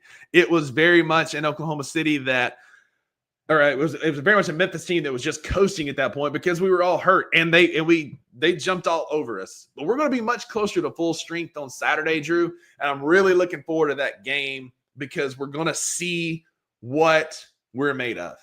Shea has had 3 straight weeks with a 50 burger coming in hot. And it's put up or shut up time. Like this is like Edie said it best like last night. This is a measuring stick game. And so what are you looking for on Saturday? I'm done, man. We're moving on. What are you looking for on Saturday to see from the Memphis Grizzlies to tell you that we are a legitimate team? What do you need to see? I don't necessarily need to see a win, but I do need to see competition. I want to see this to feel like a playoff game. Yeah, I said, I don't know, a month, 6 weeks ago, or I guess it was before Christmas. I said February the 8th is the date that I have circled because that's when we should have everybody back. That's when, and not only have everybody back, but have everybody with their sea legs. I did expect Vince Williams Jr. and Marcus Smart to come back earlier than they did. So maybe you can't say that they're playoff ready for a playoff atmosphere yet, just when it comes to conditioning. But you've got your whole team here, and I want to see, before I read this comment, I want to see that the Grizzlies and Thunder give each other their best shot, go blow for blow in FedEx Forum on a Saturday night. And I want to see the Grizzlies in a tight, physical basketball game come out ahead late. That's what I want to see. Or I want to see them win by 74 to beat the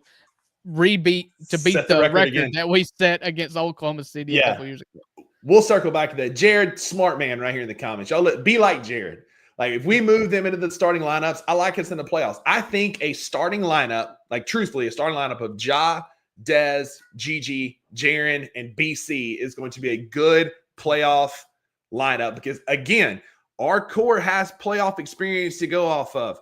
In that lineup, the only one with no playoff experience is Gigi. Desmond has a little bit less. Do not. Oh, I'm sorry. I'm thinking 80.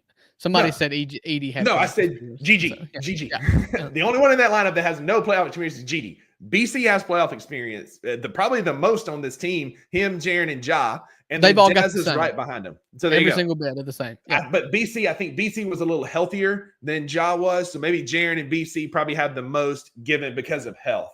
But I think, like, again, this is a playoff type atmosphere that we're going to have on Saturday. I want to go home tired. Like, I want to leave FedEx Forum exhausted because we were in it, because we're like leaning in and there's angst and there's stress and we're trying to get this win. Like, that's what I want to see happen on Saturday. I want to lean in and, like, even if Drew, like, I'm not sitting here predicting a loss, and I want to win every game we play.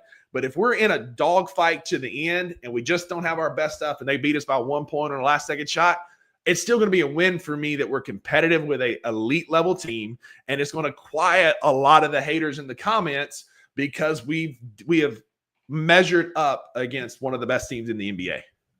Yeah, I want to see a smaller rotation, and I know that's not probably what's going to happen because, and we're operating under the right now.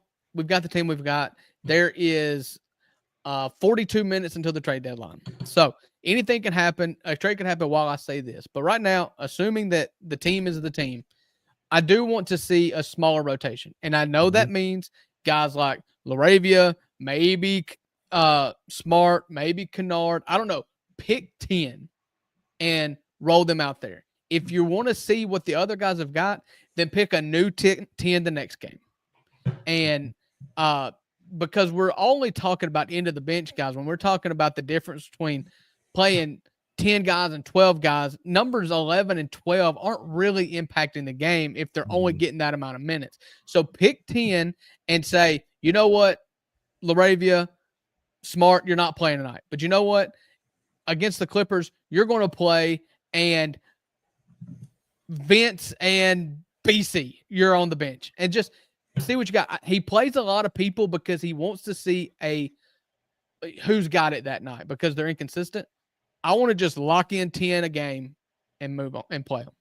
Agreed. Like, that's where I want to see us shorten it, get us a 8-9-man rotation that you're going to see in the playoffs. And why not start that this weekend against Oklahoma City in what's going to feel like a playoff game for sure. Yeah. It's getting wild in the comments here. Marcus, man, thanks for being here, brother. I really appreciate it, man, for sure. Yeah. Marcus and Greer, we love them being here because, listen, if you are doing a sports show like Buckets and I do twice a week on our own show, multiple times a week on other shows, it's nice to have an opinion and a strong opinion that you want to stick with. So, Marcus, stick to your guns here. Be the guy that's always speaking out against something, and be that guy. Hey, Marcus, I appreciate it. Yeah. Brother, if you're right, and you very well could be, if you're right and we're bouncing the first round, then that's going to elicit change. It's going to make this team better anyway. And so we win either way, man. And so I refuse to go through the season with a glass half full with how much fun basketball we get to watch. We get to watch Ja Morant play basketball every single night. We get to watch Jaren dominate NBA players. Like, Jaren is your favorite player's favorite player. And we get to watch these guys night in and night out. I refuse to watch that with a negative viewpoint. 100%. All right. So, Buckets, as we kind of transfer away from that, I got a couple questions for you. There's been a lot of names that's been floating out. We've talked incessantly about Cam Johnson in the past, John Collins Sexton, that two becoming one person for us. We got to trade. The Los Angeles Clippers. Oh, hit the music. We got to hit the music first. Can't say it yet.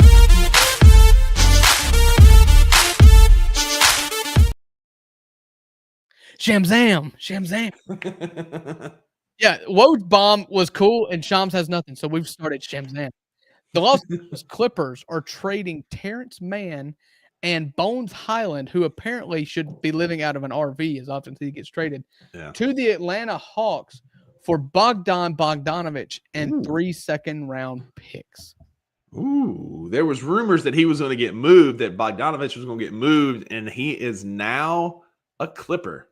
I don't know that. I mean, that's great, I guess, for him. I don't know that moves the needle a ton for me for the Clippers. But we did get a trade. Got a trade right here in the middle of the show that we could drop for y'all. So like Drew said, we've taken over as kind of Shamzow. We tried Shams Wow. Like there's a lot of things that we've tried here, but Shamzams just tend to work. And so I told Rusty, I want it to be as silly as possible. And I made one that was moderately professional, and then Drew vetoed it. And I'm glad he did, because now we got money. Yeah, so back to my question, because I don't think this trade really does much for us. I mean, Bogdanovich is fine. You know, he's a shooter, whatever. Bones Highland is just forever an asset to be traded. You know, his is an attitude thing. That's why he got shipped out of Denver to LA. So, of the players that have been talked about a lot, I gave you some examples. Who's the player that you feel like should be traded first? Or you maybe frame it, who would you want the most? Take Cam Johnson out of the equation. Okay. Of the players who have been traded or who have not been traded? No. That there's a lot of players that have been rumored to be traded that have not been traded yet. So for me, Drew, I've been beating this drum for a long time. Chris Iman of the No Bluffing started this with the John Collins thing and got me looking into John Collins and really kind of like opened my eyes to what Collins could be on this team. And I like that. I think it's great. But I may get beat for this or heat for this. I have in other circles. But, brother, I think Colin Sexton was made for this offense, man. Colin Sexton and John Collins has been a trade that I have been high on for a long time. Again, he's a $19 million point guard. He's not going to come be a backup. Like, it is what it is. But if you could go get a deal where you got Colin Sexton and John Collins, you've beefed up your shooting with John Collins because he's Brandon Clark with a jump shot and ball. And Colin Sexton is an absolute dog because I saw him just last weekend play in Memphis, and that kid is nothing but energy, nothing but effort. And Ja and Colin being a two-headed monster would be unbelievable in Memphis. Absolutely unbelievable. Yeah, I like both of them. And Devin, hang on real quick. Devin, the point of getting Colin Sexton would be to make Scottie Pippen Jr. irrelevant because he would take those minutes and he would be the backup point guard and get those playoff minutes. I like Pip. He's been playing a lot better for the last 3 or 4 games. But don't forget, there was a stretch there where he was pretty bad. And so Colin Sexton would remove some of the need for a Scottie Pippen Jr. playoff minute. Yeah, I'm kind of the same way with Colin Sexton. Colin Sexton brings a bulldog to your team, and that's what I like probably the most. Yes, he's undersized. Yes, whatever you want to say about Colin Sexton. There are some cons there, but I love his mindset. I love that he's a bulldog, and I do love that he would take some minutes away from Scottie Pippen. Scottie Pippen right now, the iron is hot on Scottie Pippen. He has not played better than he's played in the last 3 games. And Scottie Pippen Jr. is not a player that I want to relegate to the bench or cut, or don't hear what I'm not saying. But we're talking playoffs here, and I would much rather have a guy like Colin Sexton than a guy like Scottie Pippen. I mean, it's just as simple as that. It's a him or him kind of question. Mm-hmm. Yeah, agreed. A couple of the names that have come up here in the comments. We've got KD, John Collins, Cam Johnson for Devin, Day'Ron Sharpe for D'Angelo. That's another name that I have liked being linked to Memphis. I like his game and what he does. Collins, shout out Jared, shoot me a message on Twitter. Collins has averaged 14 points and 9.5 rebounds in the conference, like in conference finals for Atlanta. So he's got conference finals experience. So again, 14 points, 9.5 boards in a conference final. And saying, I know you've been giving me crap about Colin Sexton this whole time, man. I like his game. I know it doesn't make sense financially, but I would love him and Ja as a two-headed monster. So Uncle Buck, you got any other guys on your radar that you would trade for? I do like them. Bobby Portis is exciting to me, just because, again, the last time we were upset about this Grizzlies team, it was against the New York Knicks. And I said at that time, and I still believe it today, is that this team has a hard time getting up when they've been knocked down. And guys that are crazy, I think you need one of them. It was my advocation for Jimmy Butler before he went full on crazy.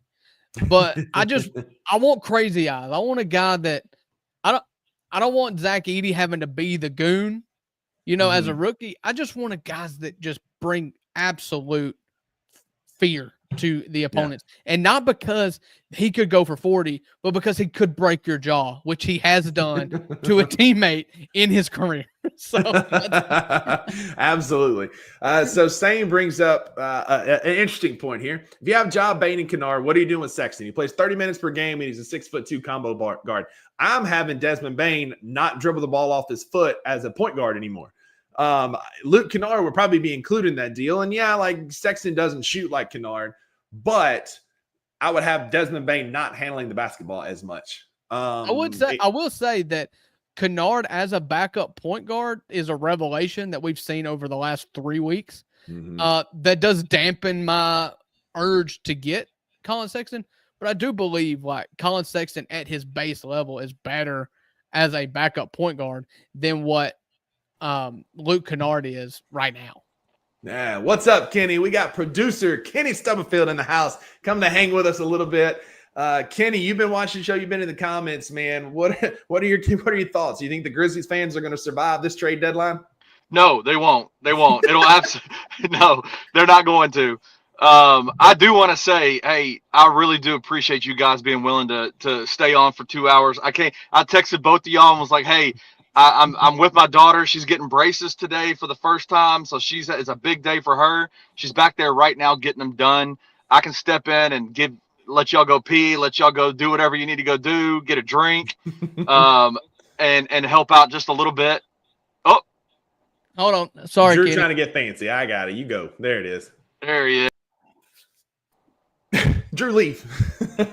Drew, get out of here. Leave. I got this. I'm driving this shit. Get out of here. But no, man, you guys are killing it. You guys are killing it. And I think it is okay to, like, I am much happier having a front office that doesn't make rash decisions to blow things up when there's no need to blow things up, right? Mm-hmm. Like, do I think that there are roster moves that could be made? Obviously, there are roster moves. I think the consolidation trades are key here, right? Like, that would be ideal. But I said this in the comments, and I really do believe this. The Grizzlies have the second most or most minutes lost to injury this year, and they are number 2 in the West. And these teams in the West that are making trades to get to their level and OKC's level. Yes, agreed, man. And so, are there things the Grizzlies could do? Absolutely, but are they glass break in case of emergency? Like, we have got to become a contending team with this move. The Grizzlies are contenders now. It's just, and I deal with this with Tiger fans. I spend a lot of time on the Tiger side of things, right? Like Memphis Tigers. And I get asked this question all the time. And I got asked this question last night after the Tigers beat Tulsa. We always say they're a good team. And the response is, well, how deep of a run are they going to make in the NCAA tournament? I don't know. Like, I don't know. I don't know. Like, that is left to the basketball gods. Like, we don't know. We don't know. Are they positioned? Are they prepared? Are they ready to make as deep of a run as possible? Absolutely. But will they lose in the first round? Potentially. Will they lose in the second round? Potentially. Could they go to the Final Four? Yes. Like, that, I feel the same way about the Grizzlies. Like, are the Grizzlies a championship contending team with this roster in place right now? Yes. Are there things they could do to make it a better roster? Yes. Like, and I just go, instead of going like freaking out like some like Memphis fans have been on Tiger side and Grizzly side, I'm in agreement with you, man. Like, I refuse to like live in a reality of like everything is always negative. This is a beautiful time to be a basketball fan in the city of Memphis. Yeah. Like, I mean, the two biggest. What was that last week that we both went 6-0? Like, we're winning basketball, man. It's not like we're needing to reinvent the wheel, like Wayno said. And this is a great point to your point here, Kenny, that D'Angelo says That's why Brooklyn and Phoenix are what they are. They make these rash decisions. They get caught up in trade fever. They get transaction porn, and they move all these guys around, and they don't build a winning culture. What we have right now in Memphis is a winning culture. And if you go and screw with that and tinker with that too much, good luck recovering it, right? Like, it's so hard to be one of the elite teams. D'Angelo says one team wins the championship and everybody else is a failure. Think about how good the Spurs were for so long, and then they kind of fallen off, and they're just now starting to get back on that upswing to be good again. The Cavs were so good, and now they're just now swinging back. Like, it takes time, man. Listen, and I'll tell you this, that De'Aaron Fox trade, that De'Aaron Fox to Spurs trade, whoa. That's a problem. That is I did not like to see De'Aaron Fox come to the Southwest Division. That I was not a fan of that. Problem. I tell you, let me make Kenny sound better. Okay, I'm going to agree with Kenny here and take it a step further. You're talking about, what it takes to win a championship, and it is dumb luck a lot of times. You go look at the finals contenders. Miami was an 8 seed. Like, you have injuries. It is not all talent and players that win championships. I mean, yes, players win championships, but you've got key injuries that happen every single year. Who's to say, if you want to play revisionist history and just kind of pick and choose when you can be able to be called a title contender, if John Morant doesn't get hurt, maybe we have a Western Conference Finals appearance or a NBA Finals appearance. Right. My favorite kind of sliding glass moment here is in 2011. If Zach Randolph doesn't get suspended for Game 7, then the Grizzlies are NBA champions. Because if you remember, we had amazing success against the Mavericks that year. We would have played them in the Western Conference Finals, and that was the first year of the LeBron Heat experiment, and they got beat by Dallas. So, I mean, you put yourself in position, and this team is good enough to be squarely in position to make a run. Now, when it comes nut cutting time, and if we're fully healthy, and this year you fall on your face, then yes, obviously.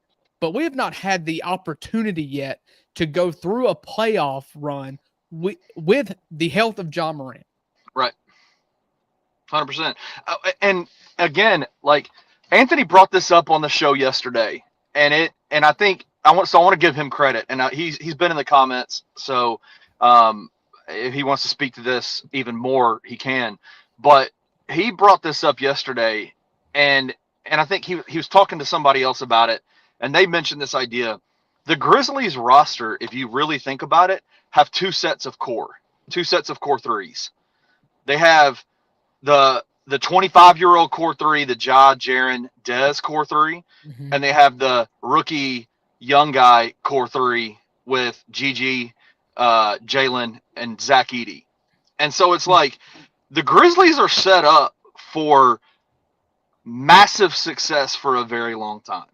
And I think I just want to be extremely careful with how we move that around. I think some of those things can be trade pieces. Some of those things can be, but we're again, it's easy to discount this idea that the trade deadline moves that the Grizzlies have made are getting Gigi, getting Vince, and getting Marcus back.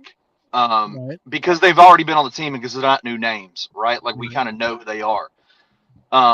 But again, the name has been mentioned numerous times. The team has been mentioned numerous times. Phoenix has done Phoenix under previous ownership did a fantastic job of building and drafting and developing a core, right? And then Matt Ishbia came in with his little fun money coupons like Wolf of Wall Street and came in and blew that shit up and said, I'm going to get all these fancy names. And look at what's happening, right? Like, look at what's going on with them. You think about that Suns team, and the last 2 years, this year and last year, the Grizzlies have wanted more than anything Cam Johnson and Mikal Bridges. Both of those players were traded for Kevin Durant. They were both in Phoenix with Chris Paul, with Devin Booker, Cam Johnson, Mikal Bridges, and they gave up all of it for a run at Kevin Durant. And is that smart? Revisionist history says no, but in the moment we were like, it's Kevin freaking Durant. I'm sitting What here was the Bradley? today. Do you remember what the Bradley Beal trade was? What was the Bradley Beal trade? How'd they get him? I'll find it. Okay. Hey, why are you 'Cause that thinking for that? That to me is the worst part of that deal. You obviously, if you have the chance to get a Kevin Durant, you go get a Kevin Durant, right? Like you go get him. Well, you just couldn't. They compounded the mistake by trying to fix it with Bradley Beal. Right. By trying to a little sugar on top, a little sprinkle of sugar on top. Let's go get Bradley Beal. Well, Bradley Beal is an institutionalized loser with Washington. Absolutely. Absolutely. Never been a winner. Right, go ahead, Drew. This is a good one. The Wizards get Chris Paul. If anybody got a Chris Paul Wizards jersey, I'd love it. Chris Paul, Landry Shamet, Bilal Coulibaly, the pick that ended up being Bilal Coulibaly, a 24 first-round swap, a 24 second-round pick, a 25 second-round, a 26 first-round swap, 26 second-round pick, a 27 second-round pick, a 28 first-round pick swap, a 28 second-round pick, a 2030 first-round swap, and a 2030 second-round pick. Goodness. They didn't even have enough. They leveraged their entire future. future. Mm-hmm. They leveraged their entire future for Bradley Beal. Yeah. Right. And you kind of have. I mean, if there's one thing I feel like people should know by this, I feel like it's a fact, is that the solution is never to add more stars. Mm-hmm. We've seen it work twice. LeBron and the big three in Miami and adding KD to that Golden State team. And that Golden State team won 73 games the year before. But then it crashes and burns within 2 years. You didn't even get 2 years out of this one. It was bad from the start. Mm-hmm. This is a great point. All they needed was another point guard. Book has bought into this organization and leaned in and been there, and all they needed was a point guard, and it has literally crashed around him. Devin Booker, I've got a funny story about Devin Booker. And they drafted DeAndre Ayton. That was problem. But like Book has stuck it out, and how this man has not asked for a trade yet is beyond me. Like just the fact that he is like glutton for punishment. But I do want to ask y'all this. We've been talking about this. This is an interesting, I think, a great conversation to have. So about 30 minutes ago, Brian Windhorst, about 20 minutes ago, Brian Windhorst was on ESPN and said that there isn't a lot of fear from the teams out there about the teams at the top of the Western Conference. They said that nobody's really afraid of those two young teams. I'm curious what y'all's take on that comment is. Well, you know who that's coming from. 100%. It's coming from the teams like the Lakers, Golden State. Yeah, the Lakers, Golden State. It's from those big market, older veteran teams that's done this before that view the Grizzlies and the Warriors and the Rockets as young, inexperienced regular season kind of teams. And you know what, Rusty? I don't blame them. I'd say the same thing. Yeah. I mean, they're vets. There multiple championships have been won by teams that are in the 7th, 8th, 9th, and 10th place.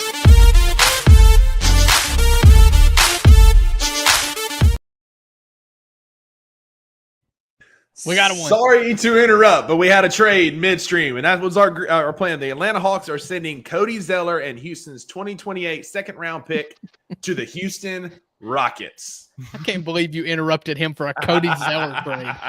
I just saw Shams and I hit the button. I saw Shams and I hit the button. No, you know what it is?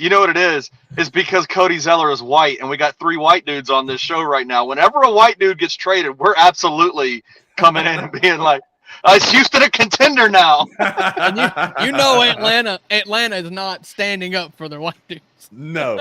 But Kenny, you were saying that like it's a good, I mean, they shouldn't be afraid of us. They're the vets, they've been there. But I'll say this, a team like us, and we'll say Oklahoma City, but a team like us, we're the most dangerous kind of team there is because we don't belong here. We're not ready for this conversation. And yet we got the talent that we can go smack some of these teams in the mouth. Like we can go we beat Houston already. Like we can go beat LA. We've done that. We beat Golden State. That's fine. Don't be afraid of us. But the teams that you're not afraid of are the ones you got to watch out for because we don't know any better. We're too young to know any better. You scared poor King Meeks. Oh, my bad. Good thing he was on the can. My bad, King Meeks. Scared me too a little bit. I was like, holy shit. That was the whole point. That's what we wanted. Yes, we wanted it to be startling. By the way, Wayno, I would say the F-bomb if I could. F you from my head's not that big, bro. He's a big dude. The head has to match. Yeah, it's a phone, and it's just all the things, man. You see this hat? Hey, let me show y'all this hat. This is you see this M on the side right here? Was it the mammoth hats? This is the mammoth hat. I've been looking at those. The mammoth head hat. And it's because like if I get a snapback, invariably they are always right there. Bro, you right? need a bigger boat, Wayno says. And so we need a bigger frame. Yeah. Between Brother, I get it. I look like a little bitty kid over here. This is a 7 and 5/8. I've got a massive head, so I'm a 7 and 5/8 too. In fitted. 7 1/4. Yep. Oh my God. It's the big brains me and Rusty have, man. You gotta, man. come on, man. You can hear the brain rattle around. Man, Wayno's on my ass, man. I don't like this. This is not cool to me. I'm not a fan of this. The oversized hats from the Grizz game. I don't like this. Man, I'm feeling no. But yeah, I mean, if you are if you're one of those teams, of course, man, if you've been in championships and played championships and had success in those ways, you're not scared of anybody, right? Like you're not scared of the Grizzlies. I will say this, I think discounting Oklahoma City is a silly effort. Like they're good. They're devastating. Yeah, they are. They're a devastating team. And like, I know we want to, like, because we're supposed to be there. We're supposed to be the Oklahoma City. Like, how dare they take our spot? Brother, they are good. They're good. Listen, in his last 7 games, SGA has gone for 50, 34, 29, 52, 35, 31, 54. Every Wednesday for the last 3 weeks, he's dropped a 50 burger. Thankfully, we're not playing him on a Wednesday. He's on a schedule. Yeah. I respect a man on a schedule. Drew and I are consistent. We like that. Rusty, give me an update. You did the Dr. Bucket's 2 cents episode about Desmond's foot, and you talked about him. I fully expected Desmond to be out until after the All-Star break, but that now they're saying he could be back on Saturday. What's going on there?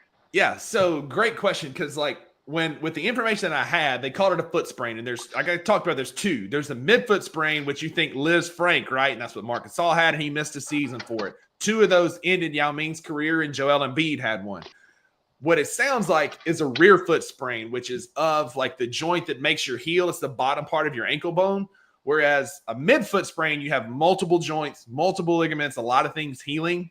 A rear foot sprain is 1 joint, 1 ligament. And so the fact that he's coming back, there could come back that quickly, tells me it's probably a grade 1 rear foot sprain, which is absolutely best case.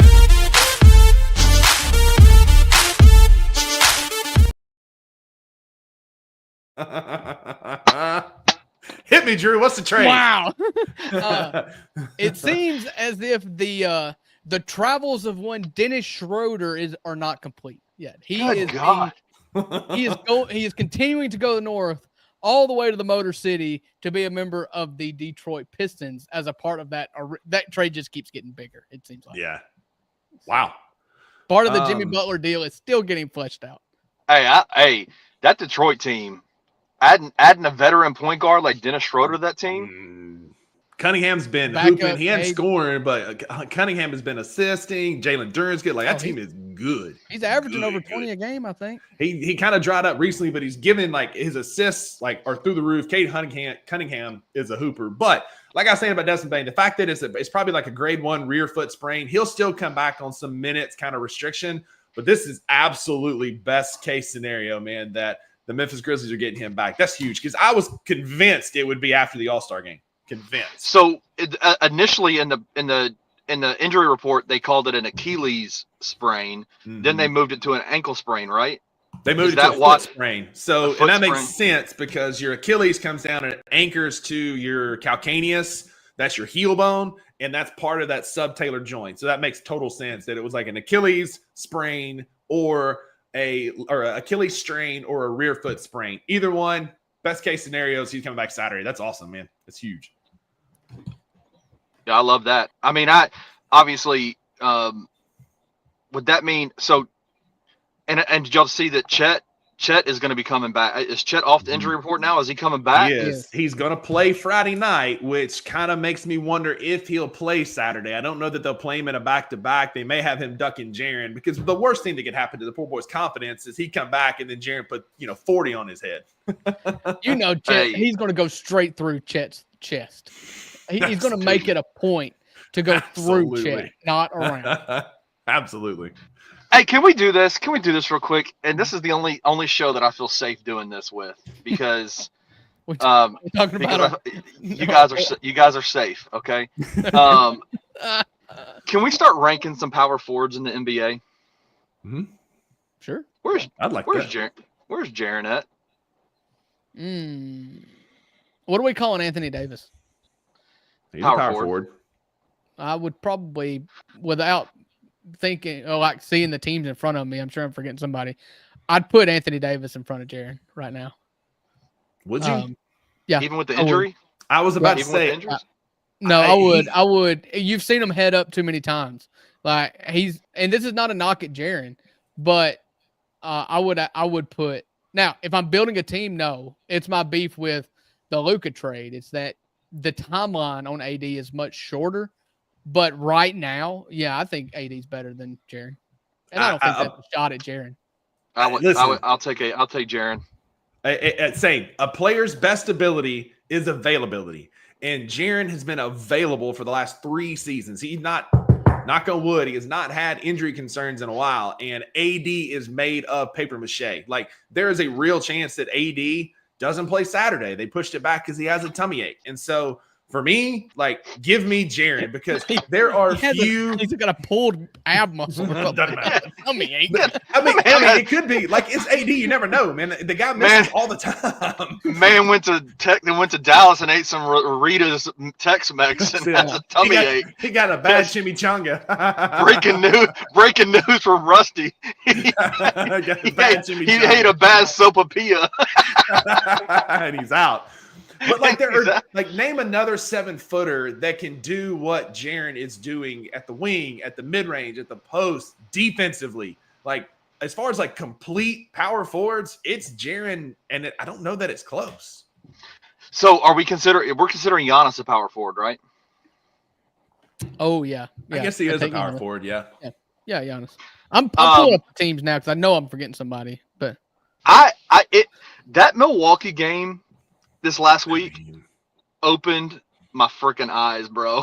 I mean, he made Giannis look like a bitty baby out there in some of those plays, some of those moves. He did, man. Giannis still had 30 points, but when Tripp had the ball, Giannis had nothing for him. Not a single thing. And Giannis is a good defender, and he had nothing for Jaren. Nothing. We are 10 minutes from the trade deadline expiring. Like we said, it could come, it could be a few minutes after 2:00 when things start getting leaked out. Just because as long as you are in the queue to turn in your trade details at 2:00, they will take it after 2. But Bob Myers said on SportsCenter that the Grizzlies did try to get Kevin Durant. It just seemed like maybe Kevin Durant would rather be in Phoenix than in Golden State or Memphis.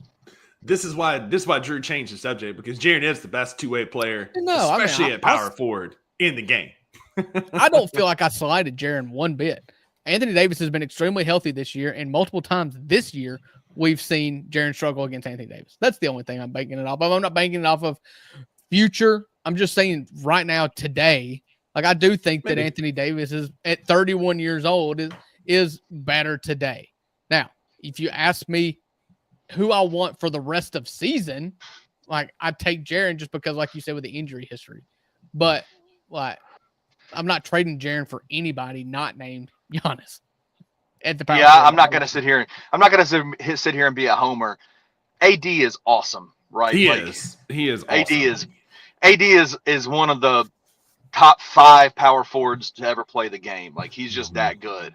But I would say the coming into the season, that if you had tiers of those guys, Jaren has firmly implanted himself as one of those top power forwards in the game. Yeah, top bigs in the game, to be honest with you. Like, just top bigs in the game. I think this is a good exercise when we start talking about later in the season your all NBA teams, because it was kind of like, oh, Jaren's going to make the third, but now I'm starting to like, does he make the second? Because all NBA team is not positional based anymore, and they're not looking for two guards, a wing, and a forward and a center. They're looking for the top 5 players. They don't care about position. And so if you're just looking, where does Jaren stack up in the NBA this season, regardless of position, because he's going to, you won't convince me that there's 15 players that's had better seasons than Jaren. Look at the NBA social media over the last 2 weeks. Jaren is getting on it. He was on it last night for his 3rd consecutive 30-point game. It's the first time in his career he's ever done that. They're starting to take notice. To me, Jaren has been one of the top 10 players in the league. Yeah, he's not getting 50 burgers like SGA and some of these guys, but as far as like two-way players, and that's what makes Jalen Wells so much better on the rookie ladder than the credit he's getting, is the two of them do things that don't show up in stat sheets. They're defending the best players. They're playing free safety. They're blocking shots, being in passing lanes. And to me, as a basketball nerd, when I watch Jaren, and call me a homer, that's fine. It's well known he's my favorite player on this team and in the NBA. But he is doing things that you're not seeing anybody else at 7 foot tall doing. Like, he is incredible this year and is absolutely one of the top 10 players in the league. And the rebounding keeps coming up. It's something to be talked about, because if Jaren was averaging like even 8-9 rebounds a game, we'd be talking MVP. Not just all NBA. We'd be talking MVP with the season he's having. It's one of those things where we can sit there and say that about Jaren, but I would say as well, Anthony said this last year during this whole conversation on one of his shows.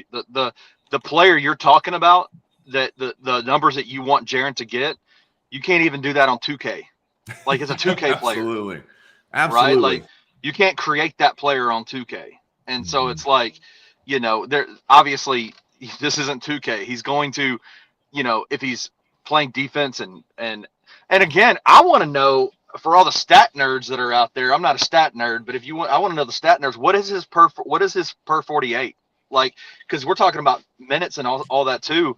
He's averaging what he's averaging, playing probably 6 to 7 minutes less than what most of these major guys are. You know what I'm saying? Like, he gets to 31 minutes a game, and we're like, holy hell!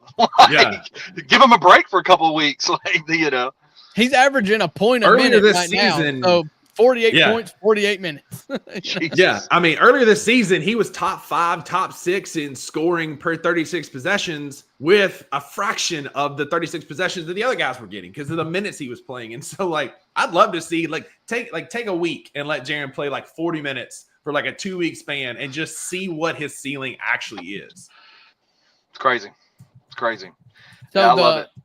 The hot goss on Twitter right now is everybody reacting to the Bob Myers accidentally leaking that the Grizzlies were making a push for Kevin Durant. The common question is, was it an accident, and how did Bob Myers know? Did Zach Kleiman leak this to say, hey, we tried? And that be what we take from it, is that, once again, we tried?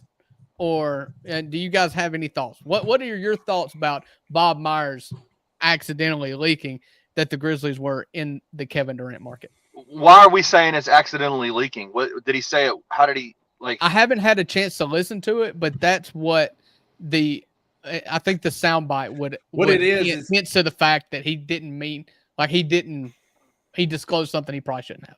Well, so he like commented like, "Oops, I probably shouldn't have said that." Kind of deal? Yeah, he's on the panel on ESPN, and that's. I'm assuming, I haven't listened to it, but okay. And people on Twitter are going to eat that up, because they're saying that this is Zach Kleiman putting something out there saying, look, I tried and I couldn't get anybody. And that's what a common excuse for Kleiman is that, oh, look, I tried, I didn't get anybody. And so whoa.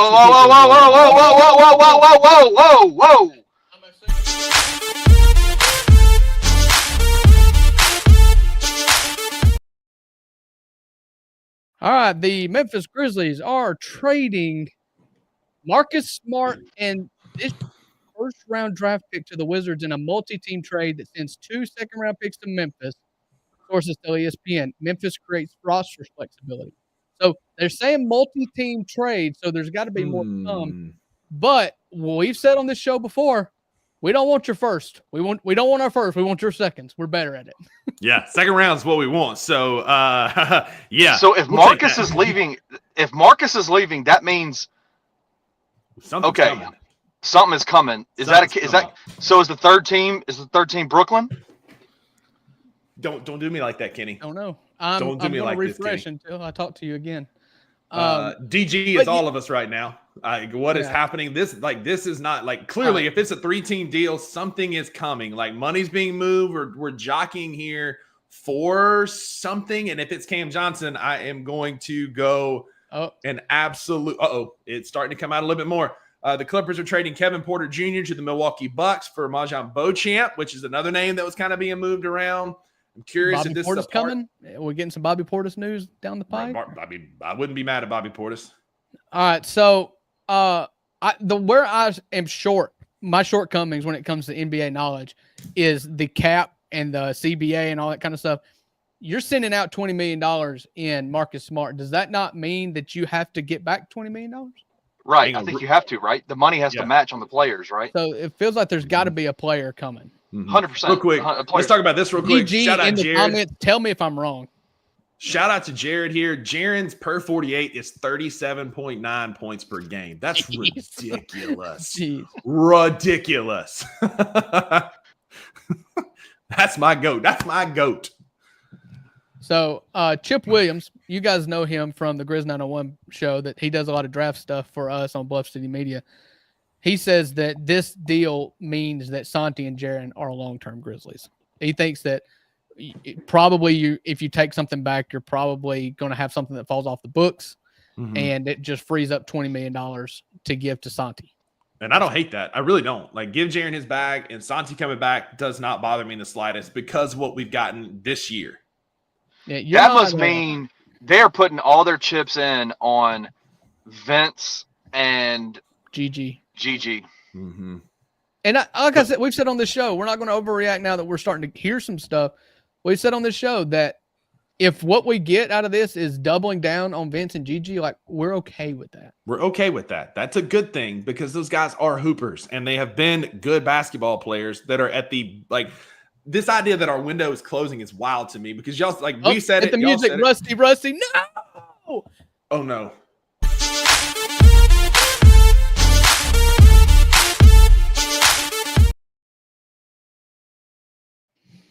The Sacramento Kings are acquiring Jake Laravia. Get him off my basketball team. Yes! Let's go! Let's go! Yes! Let's go! Okay. Let me just talk to everybody for a minute. Jake Laravia doesn't suck. Jake Laravia sucks. He's gone. He's no longer on my team. Like, you're acting like Jake Laravia was dang Shelvin Mack. Okay, you remember us? Hey, Jake Laravia. That was good news. Fly out of your bird cage and fly free, brother. Let's go.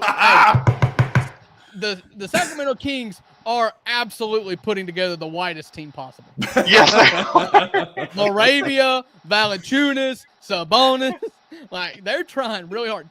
Go get Kevin Huerter back. Red Velvet needs to go back to Red Velvet needs to be back in Sacramento, Northern California.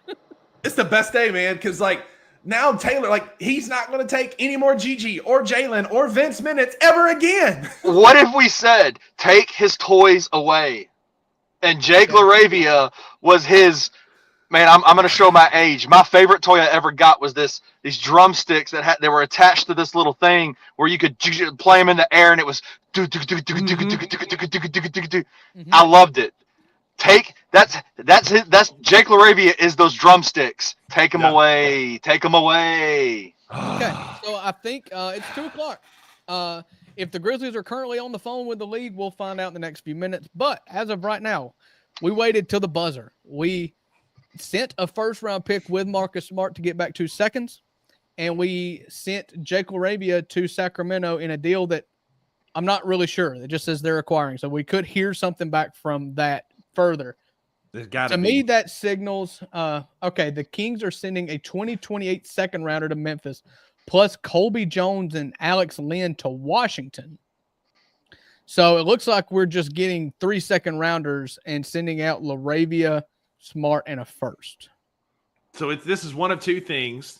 We're either getting flexibility for money this summer, or there's still one more player coming out in this. It says multi-team, and so far we've got the Wizards, the Kings, and the Grizzlies.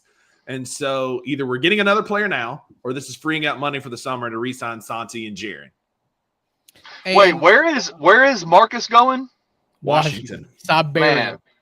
Oh, I hate that. Marcus, I do hate that for Marcus, but Marcus, I am so sorry, bro. It has been rumored all year that he doesn't want to be here. So go try your hand at the nation's capital. But listen, he was always on the bench, always coaching, always cheering. There's never that man.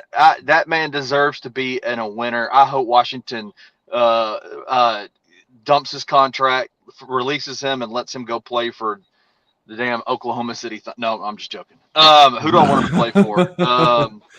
Stay in the East, bro. Go back to Boston, man. Go to Orlando. Go to Atlanta. Somewhere else. That's just not Washington. I definitely don't want to see a Memphis Grizzly go to the Washington Wizards. I feel bad for that. We've seen that movie with Tyus Jones, and I felt so bad about him. I felt so bad for Tyus. So it looks like the Grizzlies, at a minimum, were determined to shorten down their rotations, be able to have cleaner rotations. Former Memphis Tiger James Wiseman and cash to the Toronto Raptors from the Indiana Pacers. So there's another move that got clocked in right at the deadline. No needle movement there at all. Yeah. So go ahead. Can I give y'all an analogy on this on the Jake Laravia move?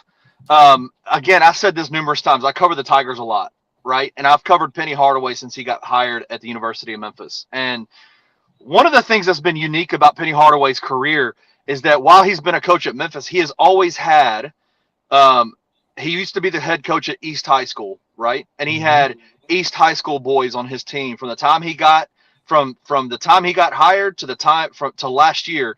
There was always an East High School player on his team, and unfortunately, they were not very good. And so, but for Penny, there was a level of trust there. There was a level of comfortability there.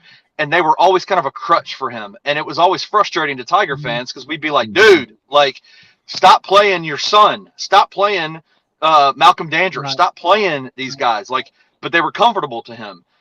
He has flourished as a coach this year. And guess what? This is the first year he hasn't had an East High School player on his team. And so to make that Grizzlies, Tony Allen never could get playing time because of Xavier Henry. Xavier Henry got hurt, or Tony Allen's jersey does not go in the rafters. Yeah. Right. Yeah. And so I like this move because what it does then is it says, hey, Taylor, you have got to trust these guys, right? Like you've got to trust the other guys that Astronomo Clyman just lost his job. Stop it. No, he didn't. Yeah. We're creating flexibility for the summer, I guess. So Sean Coleman, Status Sean, he says, so for a year and a half after the Grizzlies and Wizards were in a 3-team trade that brought Marcus Smart to Memphis, also shipped out Tyus Jones to Washington, that brought Marcus Smart to Memphis for 2 firsts to Boston. The Grizzlies are sending Smart and another first to Washington for 2 seconds. So you end up, Marcus Smart end up costing you 3 first-round picks. Now, it's very misleading. You can't kind of put those together and say Marcus Smart cost you 3 first-round picks because at the time, in my opinion, both picks make sense. A first-round pick for the Grizzlies in 2025 is going to be in the late 20s, and you've got so many seconds you can move up. The Grizzlies so many times have moved up to go get their guy in the back half of the first round without owning a pick. Like, I'm not really worried about a pick in the back half of the first round. Yeah, I mean, it's what we expected, right? Like as it went on throughout the day, it looked more and more like this is going to happen. We're going to create flexibility. We're going to create money. It's a bummer that this is how it kind of worked out with Marcus. It didn't turn into a great playoff player like we had hoped. Didn't turn into Cam Johnson today like we had hoped. But it does create more flexibility for this summer. Like assets are going to be cheaper this summer. We've stocked up on some more picks. We've got some more cash available. Maybe that means we make a trade for the summer. Also, we're all going to look really foolish if this team turns out to be really great this year without going and getting a Cam Johnson or somebody like that, which is a possibility. And so it sucks. It just doesn't feel like that move was out there. But for me, the biggest win of the day is Taylor Jenkins lost his favorite toy. And I'm going to hang my hat on that. I'll leave you with this. There's a fella named Zach Lowe who many people would call like the smartest NBA person ever. I'm one of those people. Let me read you what he says. Painful end to what passes for the Marcus Smart era in Memphis. True. 2 firsts to get him, 1 to get off of him. Also, yeah, the Grizzlies have too many rotation guys already, but Laravia was solid this season, makes a lot of nitty-gritty winning plays, and should make the Kings rotation. We still have Jitty on this roster, and so I don't really want to hear about Jake Laravia much more. Like, I love Jake Laravia. What do you guys think about this? Ben Simmons is going to be one of the top buyout candidates, is what's starting to come out now. Is that somebody you think the Grizzlies will go after for another some bench depth, some wing depth? I mean, is that somebody that we'll go after?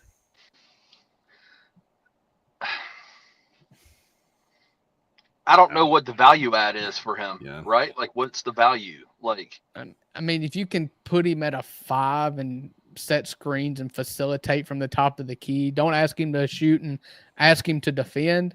But I mean, he's not starting for this team as a 6th man. Is that really what you want out of us coming off the bench? I don't know. Agreed. He's not somebody I want. It's just a name that keeps popping up as a buyout, and some Grizzlies fans are saying that he might be one. Wayno has taken away his Australian citizenship. Sure enough. Wow. And this is Parker VB on Twitter just said, if this was the value Smart had around the league, I guess that explains why Cam Johnson was a pipe dream. I mean, I feel like if we had to get rid of a first to get rid of Marcus Smart, maybe we weren't truly in the Cam Johnson conversation after all. Well, they tried to let him play last night to boost his trade value, and he went 0 for 6. And he looked large. Yeah. So, I mean, I'll be honest with you guys. I'd feel a lot worse if Cam Johnson and John Collins Sexton and all these players we're talking about wanting went to another team. All these teams just chose to stand pat. And if they're willing to stand pat, that means that their asking price was way more than what the Grizzlies wanted to offer. Yeah.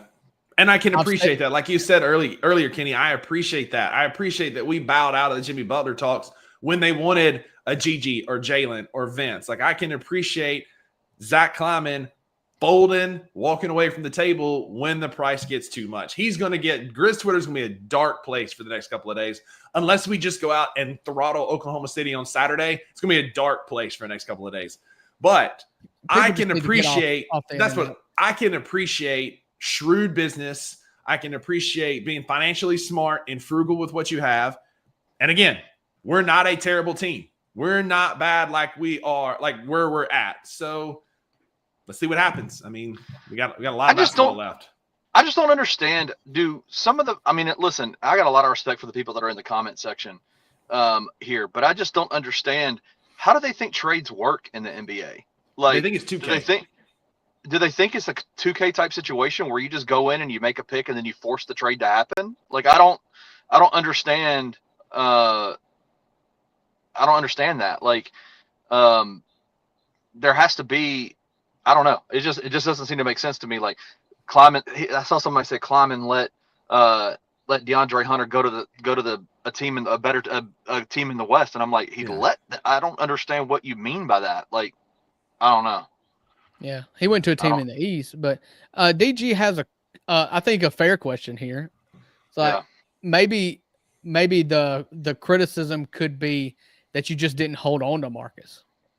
Y'all have any thoughts about that? Just, he's got another year on his contract. Maybe you trade him in the offseason and he could be a vet, or I guess he could be an unhappy bench play, like no minutes kind of guy on the bench too. I don't really know. That's a good question. I mean, I think this is it. Like, Smart really not wanting to be here is what is forcing that. Like, that's it. He clearly didn't want to be here for us to move him like this, because at this rate, like I said, people are going to be a lot cheaper in the summer. Why not hang on to him and move him then? Maybe we'll be active at the buyout, because this is the thing. Like, we're past the post-trade deadline. Anything that was coming out is probably going to start trickling out in the next couple of minutes, and after that, it's done. But now we're going to start getting what happened behind the scenes. They're already starting to post some of that about Dallas being aggressive for KD and KD saying no to Memphis. That stuff's going to start leaking out. The Warriors made another run at Vucevic. There you go. So then the buyout market starts now. Teams that are wanting to move off of players are going to buy out their contracts, and then other teams will have the right to be able to sign some of these guys. I don't know. Ben Simmons is clearly likely going to be one of those. I don't know who else is going to be there, but the Grizz are going to be doing some shopping in the buyout market to try and complete this team because we got rid of 2 players. You look at some of those trades that happened today that included older players. A lot of those are going to get bought out. Like Reggie Jackson's already been announced that he's going to get bought out. So are you interested in Reggie Jackson as a backup point guard? You know, we talked about Schroeder. Are you interested in Reggie Jackson? That's the kind of stuff that you're looking at now.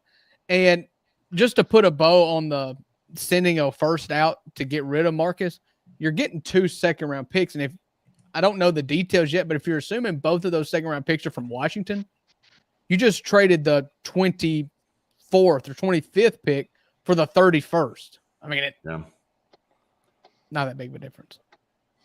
Hey, boys, I appreciate you guys. I'm going to go back inside and get my daughter. Man, y'all have a good time.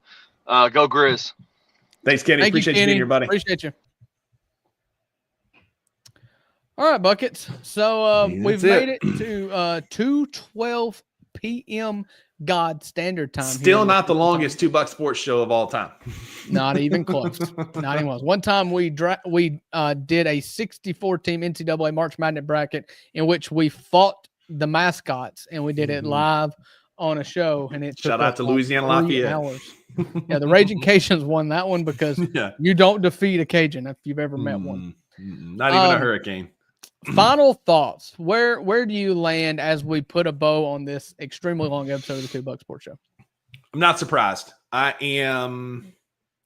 said this morning, I said at the top of the show, this is the most likely scenario. Yes, we all had pie in the sky hopes for Cam Johnson, DeAndre Hunter, John Collins Sexton, other names.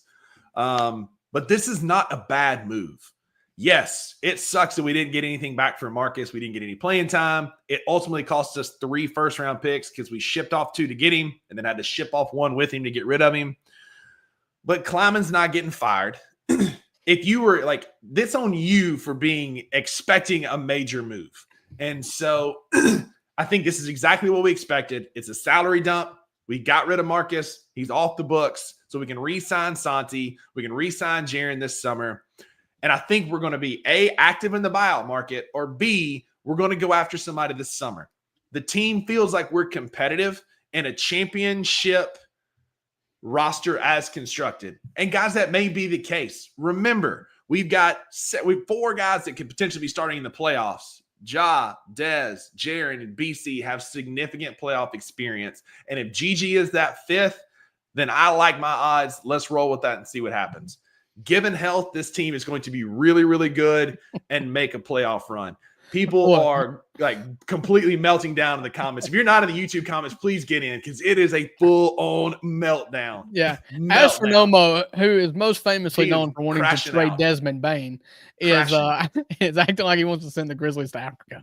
Imagine the time difference in that. Well, I mean, you want to stay up till 2 o'clock in the morning to watch the start of a Grizzlies game? Crash out, man. Ugly. Listen, I mean, it sucks. Yes, it sucks having to tie. And I'll put a bone at this. The move sucks. It does. But it sets us up in good position for the summer. Let's see what we can run this year. If it's a first-round exit, it is what it is.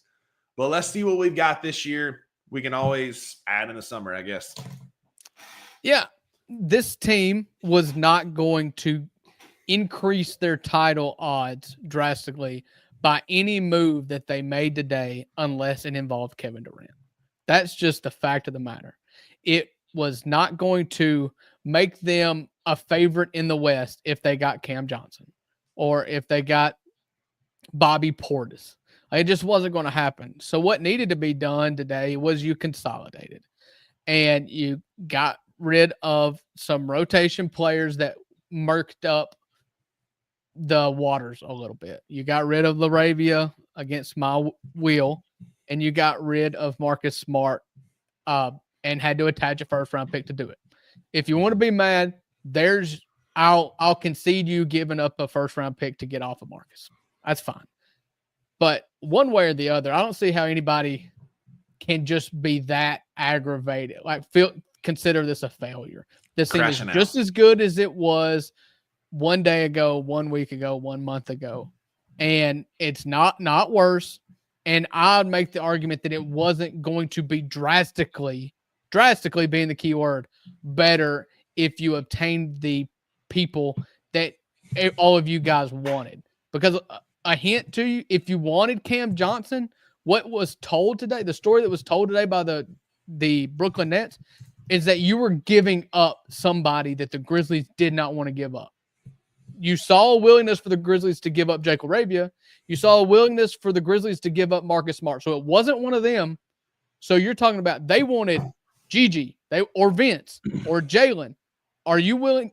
Or people in the comments who are upset, were you willing to give up that? If you are willing to give up that, then you have beef today. Mm-hmm. I'm not. All right, here's some of the names. Jared asked this question. Thoughts on potential buyouts, and Hoops Hype, put as much stock in that as you want. 1 minute ago, released the following candidates, and it's a long list. I'll go through kind of the heavy names. For Atlanta, it's Larry Nance, yes, post player, Ben Simmons, Charlotte, Seth Curry and Taj Gibson, New Orleans, Bruce Brown and Kelly Olynyk. I would be intrigued by Bruce Brown. That one is very intriguing to me. Yeah, either one of those, but I would be intrigued by Bruce Brown. Orlando, Gary Harris, Corey Joseph, San Antonio, Patrick Baldwin, Toronto, Chris Boucher, Garrett Temple, PJ Tucker. The Wizards, Marvin Bagley, Reggie Jackson, Malcolm Brogdon, and Chris Middleton are all buyout candidates. Absolutely. And so that's the list from Hoops Hype. I mean, some of those names, I would at least make a phone call. Yeah. Yeah, so Austin said they decreased their odds by trading Smart. I just disagree. He just hasn't played enough. I mean, we can have the talk. We can have the talk like healthy. He's this, healthy. He's that. We haven't seen it, man. Played less games than Chandler Parsons played in his career. And his true shooting percentage has been awful. I love Marcus Smart. I've been on the record many times saying I love the person, the character, the leader, Marcus Smart. But we had to consolidate. And what we found out is that the only people that you were able to consolidate were Jake Laravia and Marcus Smart. Which is a bummer because I would have hoped Jitty would have been on that list. I think that would have been one that I would have loved to see get off that contract. I mean, he makes almost as much as BC. I'd love to see him go. So there's DG's projections. Brogdon and Larry Nance Jr. I'd be happy with either of those. Not awful. Larry Nance Jr. He's a serviceable post player. And like Gigi's right. Like if the rumors are true that Marcus wanted out of Memphis that bad, like that's not a leader to me, man. Yeah. I'm crashing out, man. Yeah. Yeah, I'm just curious from Astronomo like what he wanted. And so I'm gonna look up Larry Nance's stats this year. Larry Nance is a big that can shoot threes, that can finish. He is a role player. He's never going to be your top 7, 8 guy, but he's a vet. He's played on good teams. If we're talking buyout market, those options were pretty crummy. I like Larry Nance. So Larry Nance Jr. this year is having a career year. He's averaging 8 points a game, which is the most of his career. 50% from the field, 44% from three, 61.9 an efficient field goal. He has currently only played 21 games this year. He was hurt at the beginning of the year. But he's back playing, and I don't hate that as a veteran big presence. Like you said, he can shoot 44% from three is great. Hit the music. I'm coming.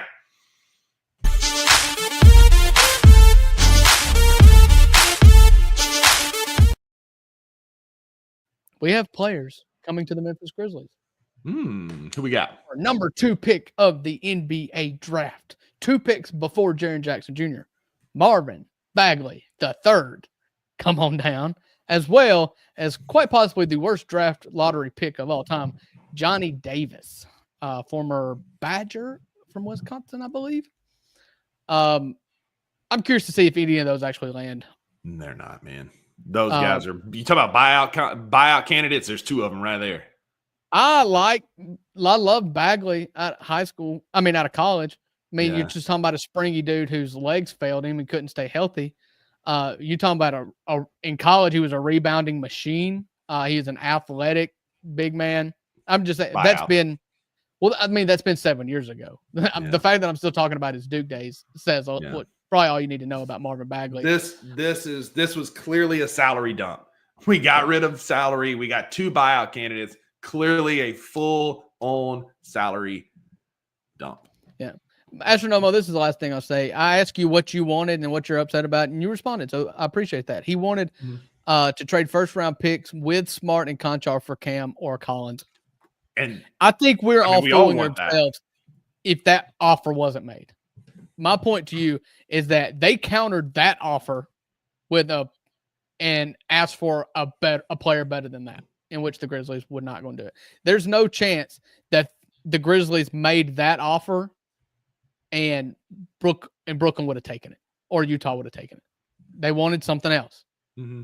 It's pretty clear that they were wanting one of the core guys. If the Jazz or Nets were okay with this offer, they would have both been Grizzlies right now. It would have happened. Well, Drew, we're at 2 hours and 22 minutes. I feel like that's kind of the conclusion of the trade. I mean, it's clearly a salary dump. We're not getting back anybody. There's no Cam Johnson or John Collins in the wings. Shams is not going to drop that. These are the players that we got.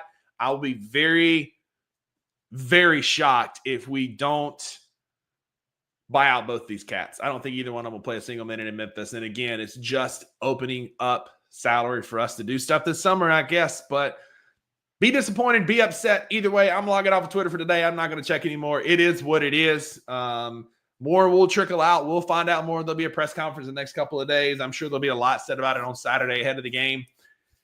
And if you think our season is over when we're second in the West and fourth in the NBA record-wise, playing some of our best basketball in the last week, pick up a new hobby, man, because this team is good. This team is healthy, and we're getting there, man.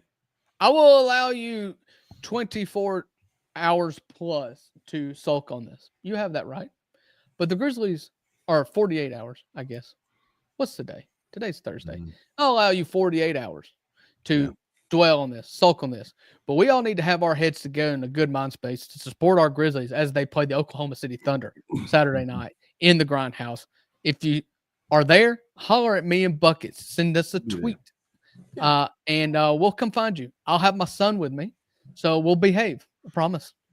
Ish. For the most part. We'll behave ish. That's the best you can get with us. But hey, thanks for hanging with us for almost 2.5 hours. We're exhausted. We're going to go get some rest. Thank y'all for being here in the comments. Everybody's too many to name today, but thank y'all for being here. If you haven't, click subscribe, turn those notifications on here on YouTube. Follow us on social media. Give us a like.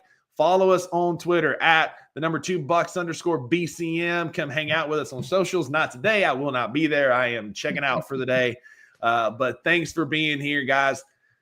Here are no refunds for what you heard today on the 2 Bucks Sport Show. That's right. Because with the $2, you always get what you pay for. And that is Marvin Bagley.